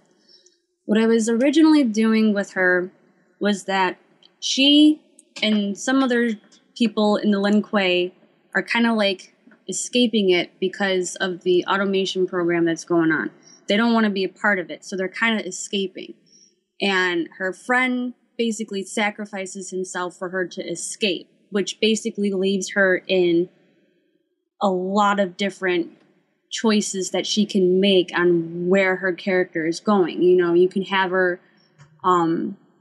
buddying up with, let's say, Cassie and being on the side of good, or she could, like, Raiden recruits her, but she butts heads with Cassie just for that Deadly Alliance scene where she and Sonya don't get along. Or she could be a neutral character where she can recruit her own Lin Kuei or something, where she gets all the survivors that escaped successfully from the automation program. Or she gets picked up by one of the evil characters in the game, whoever it is, whether it's Quan Chi or, I don't know, who else would be, I guess would have to wait to see who else gets revealed that's evil. Because I don't even know if Kotal Khan is considered evil. I'm not sure. I tried checking up on the Wikipedia thing and it says nothing. But she could literally have it go 3 different ways. She can be good, she can be neutral, she can be evil, just depending on if, let's say, hypothetically, they do something like that. She could literally go 3 different ways and have her own separate personality for each one. I mean, you have, like, the student who could, I don't know, she could still probably get not used to her powers, and she's joining on the side of good. So there's that student side, where her traitor side could be she's evil, completely evil, and sticks with that. Or you have like this, I don't know what this character is going to do. She'll be the neutral character. And I also wanted to add that I also had an idea for a fatality for her, 2 fatalities. Because I've also, this mind of mine, I always have like random different ideas, and I tried designing like my own fighting game idea ever since that one create a character competition in MKO happened last year with my witch doctor. I thought would be a really cool idea for an ice character, and I guess this could go with Frost if they decide to give her like incredible super ice powers, is where she creates like 4 different ice clones, and you have like the buttons above them, and you press one of them, and each clone does something different. Like she bursts out one of them, and she just like stabs her ice daggers in the guy's neck, or other one could like burst into different shards and just like stick all over the enemy, and just they fall down and die. You can have like the other one be just, she topples the ice clone down and just smashes into the opponent, crushing them. I don't know what we do with 4th one. I guess you could just like snap the guy's neck or something. But it was like kind of like a take on Kratos' arena in Mortal Kombat 2011, where you get to pick different torture devices. It'd be basically like that, where you have 4 different choices on what to do with her fatality. Right. And then her other one would just be like, she creates like this ginormous glacier behind the opponent, and it's kind of like she's playing those circus games where they're like throwing knives at you, but instead of missing, she's hitting you. And of course, she just like throws one after the other. I don't know. This might sound goofy, but she creates like this ginormous one, and you just rams right into it like an Iron Maiden kind of thing.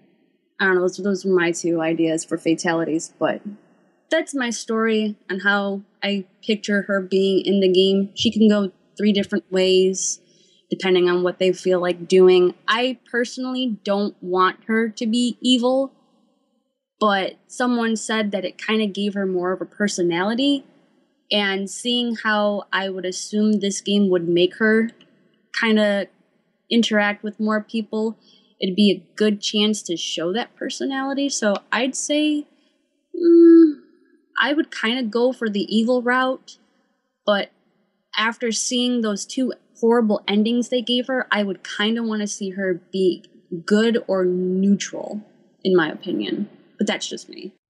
Okay, cool. Personally, I don't have much of a thought on how she could be introduced into MKX, just because it's not something I gave much thought. I don't know. I'm not a creative writer, so I can't really think of a good way to introduce her other than the way we've seen thus far.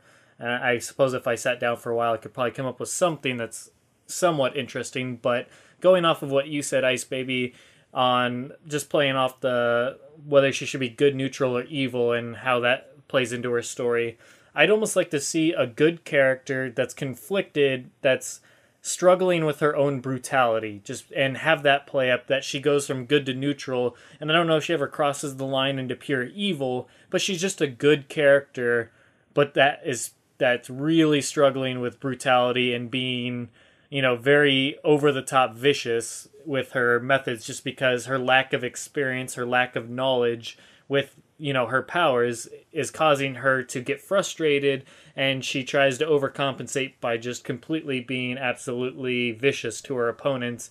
And that could be a struggle that she has with other good characters that are trying to calm her down and contain her in that regard and teach her, or whatever, however her story goes in that aspect. So I'd like to see a good to neutral character with a bit of an edge that makes her stand out a bit more, because she's just overly vicious and kind of pushes those boundaries on how evil can a character that's still technically good and fights for good, how can they be? Kind of like the Watchmen are good superheroes, but they have their own issues that they deal with that kind of play up that they're not, as even though they fight for good, they still they do evil things here and there. I like to see that with her personally. Razor, how would you introduce her into the game?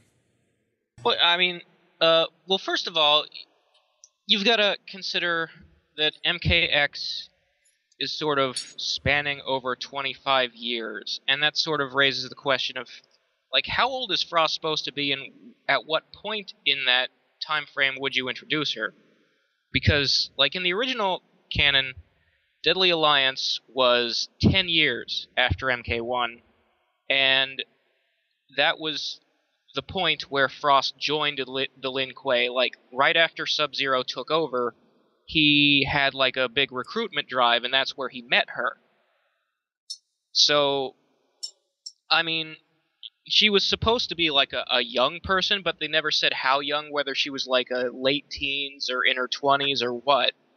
So, I mean, they could completely make up their age however old they want her to be. They could, retcon it so that she's, the right age during Cassie's time at the very end of the 25 years. When Cassie's an adult, Frost could show up, or she could be there right after MK9, and they could pretend like, oh, Deadly Alliance happened right after MK3, whatever. Because, it's a reboot. They're doing whatever they want with things now, but, so just... That's sort of... My point is, you could have her be recruited by the Lin Kuei or Raiden or whatever team she's going to be on, really, at any point, which... makes sort of how you would use her unpredictable.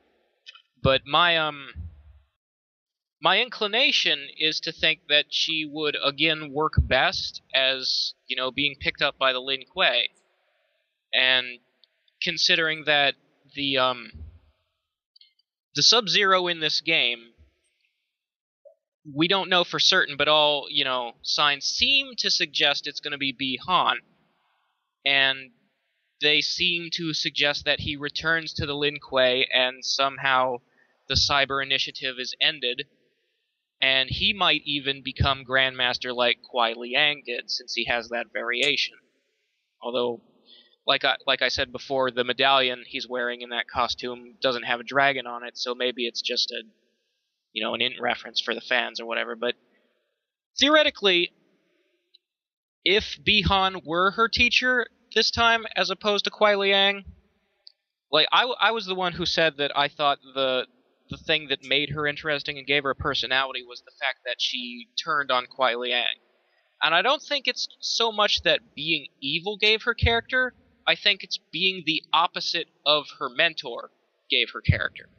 So if Bi-Han is a big jerk, and he, emphasizes brutality and killing people, her character arc could be that she maybe doesn't feel so good about that and turns against his teachings. And, the most interesting thing to me about Kuai Liang in the original MK2 was his story was that despite growing up in this evil assassin clan, he didn't like to kill people. He had these moral qualms about his job that sort of contributed to him leaving the clan in MK3. And they didn't do that with him in MK9, but it would be interesting if they did something similar with Frost. Have her be the one who has, these reservations about all the killing and stuff, because she's being trained, to be a brutal killer by a guy who's a big fucking jerk. So I don't know. I mean, that could be something they do. All right, Temp. Yeah, I think that's a good take on it. If Bi-Han brings out the better side of her, I would be interested in that, because to me, Frost is not essentially evil. She does bad things, but that's not essential to her character. I always kind of took Frost as someone who didn't have structure before Sub-Zero, who didn't really have much going for her before she became a student of Sub-Zero. And if she was this, say, like a street thief, or if she was stigmatized because of her powers, if you heal those wounds, or if she's harboring this delusion that no one cares about me, no one could ever care about me, I'm in this for myself because that's all I got, if you break that delusion, you could have a good character. So it all comes down to circumstance, Maybe let's assume that either Kuai Liang's in this game, or it's Bi-Han, but they have the same relationship. Even if she does have that mentality of, I do not care about Sub-Zero, I do not respect Sub-Zero, let's say there's a story event where Sub-Zero will risk his life for Frost. That could be a turnaround. That could sort of, awaken a better side of the character. It just all comes down to circumstance, because we don't really know. I don't think we know where Frost came from. I'm trying to think back to the conquest mode of Deadly Alliance. All it says is that Sub-Zero has like a tournament to find people who are worthy to join the Lin Kuei, and she just shows up. And there she is, and she has ice powers, and he's like, she has the same powers I have. That's weird. Where did she come from? And that works. That's consistent. Oh, what's up? Here's your free membership card. Come on in. Dorm room's this way. Here's your lanyard. Well, first of all, she won that tournament, so she was the best fighter there. But also, it's like his curiosity was piqued. And plus, I think they were trying to push an element of, he had gotten older, possibly artificially older because of the medallion. And maybe he was thinking about, having an heir or a legacy, somebody to leave all the things he's learned to. And, he doesn't have his own kid, so here's someone with the same powers, and that's as close as he's going to get. I can see that, and Frost could go either way, but I would almost prefer her to be aligned with the good side of the story, because I think we've seen everything we need to see in regards to the conniving, twisted, resentful Frost. I think I've had my fill of that. But I don't know. I mean, going back to Sub-Zero, now that his brother's dead, he's probably trying to find that, relatable voice, someone who understands, what it's like to be a cryomancer and can relate to that. And I would hope Sub-Zero picked up on the fact that Frost had problems before he recruited her. I hope that was obvious somewhere in the process. He didn't just find out at the end of Deadly Alliance, I think that'd be I think that he probably saw it coming. They did say that he forgave her for what he did after he just put her there and went off. It's like, you're young. I get it. I think the idea with Frost and Deadly Alliance was that she turned bad because Sub-Zero was too soft. Because, Kuai Liang at that point in the story was almost Liu Kang-esque in his good guyness. Yeah. He was very, just forgiving and seeing the best in her, and he's like, I know she's not learning to be humble, but hopefully she'll catch on and get it. I'm trying here, but, he was too soft with her, so that's why she turned on him. Because, she thought he was weak and vulnerable and she could get away with it. If her trainer was Bihan, he's probably a pretty harsh guy. Yeah. She might even, fear him. Actually, that's what I was going to suggest when it came to me.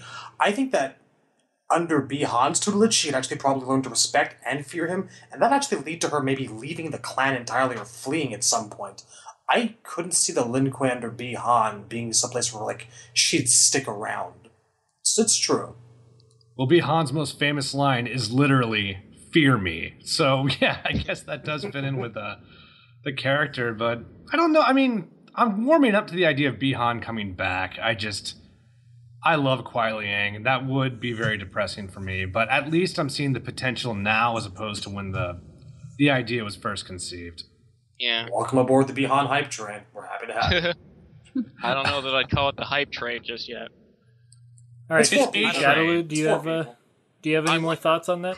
In addition to what I mentioned before about it being very possible that she could actually, kind of flee the Lin Kuei, insofar as the way that they like to play events coming out of MK9 is kind of having the opposite effect, aka Smoke and Sub-Zero, I can actually see the entry point for Frost, I would agree, would probably be the Cyber Initiative. Except that this time, rather than actually, there being a tournament or something, or tryouts or auditions, I could actually see Bihan maybe coming across Frost, while returning to the Lin Kuei HQ to clean house and take care of Sector and everyone. He could, come across her defending herself from these cybernetic goons and say, you're doing pretty well. Would you be interested in helping me take these guys out? That's how I could see Frost coming in. Kind of a mirror way to the way that she originally was introduced. There we go. That's all. Any closing thoughts, or are we ready to wrap this up? That's all I got. Okay. All right, cool. I think we covered things pretty well. Cool. I like the fatality. Yeah. All right, well, wrapping up this week's episode number 5. You can subscribe to us on YouTube. There's our channel and there's MKO's channel, so subscribe to both because both offer different things. And we're also on iTunes if you want to listen to us on the go. Check out Ice Baby's thread on MKO in the MKX section for a daily question leading into MKX, which is always fun. Kind of picks your brain a bit. Other than that, that's going to do it for this week's episode. So see you guys next week. Take care, guys. Yeah. Stay cool. Have a nice day. Snow. Oh, wait. Damn it.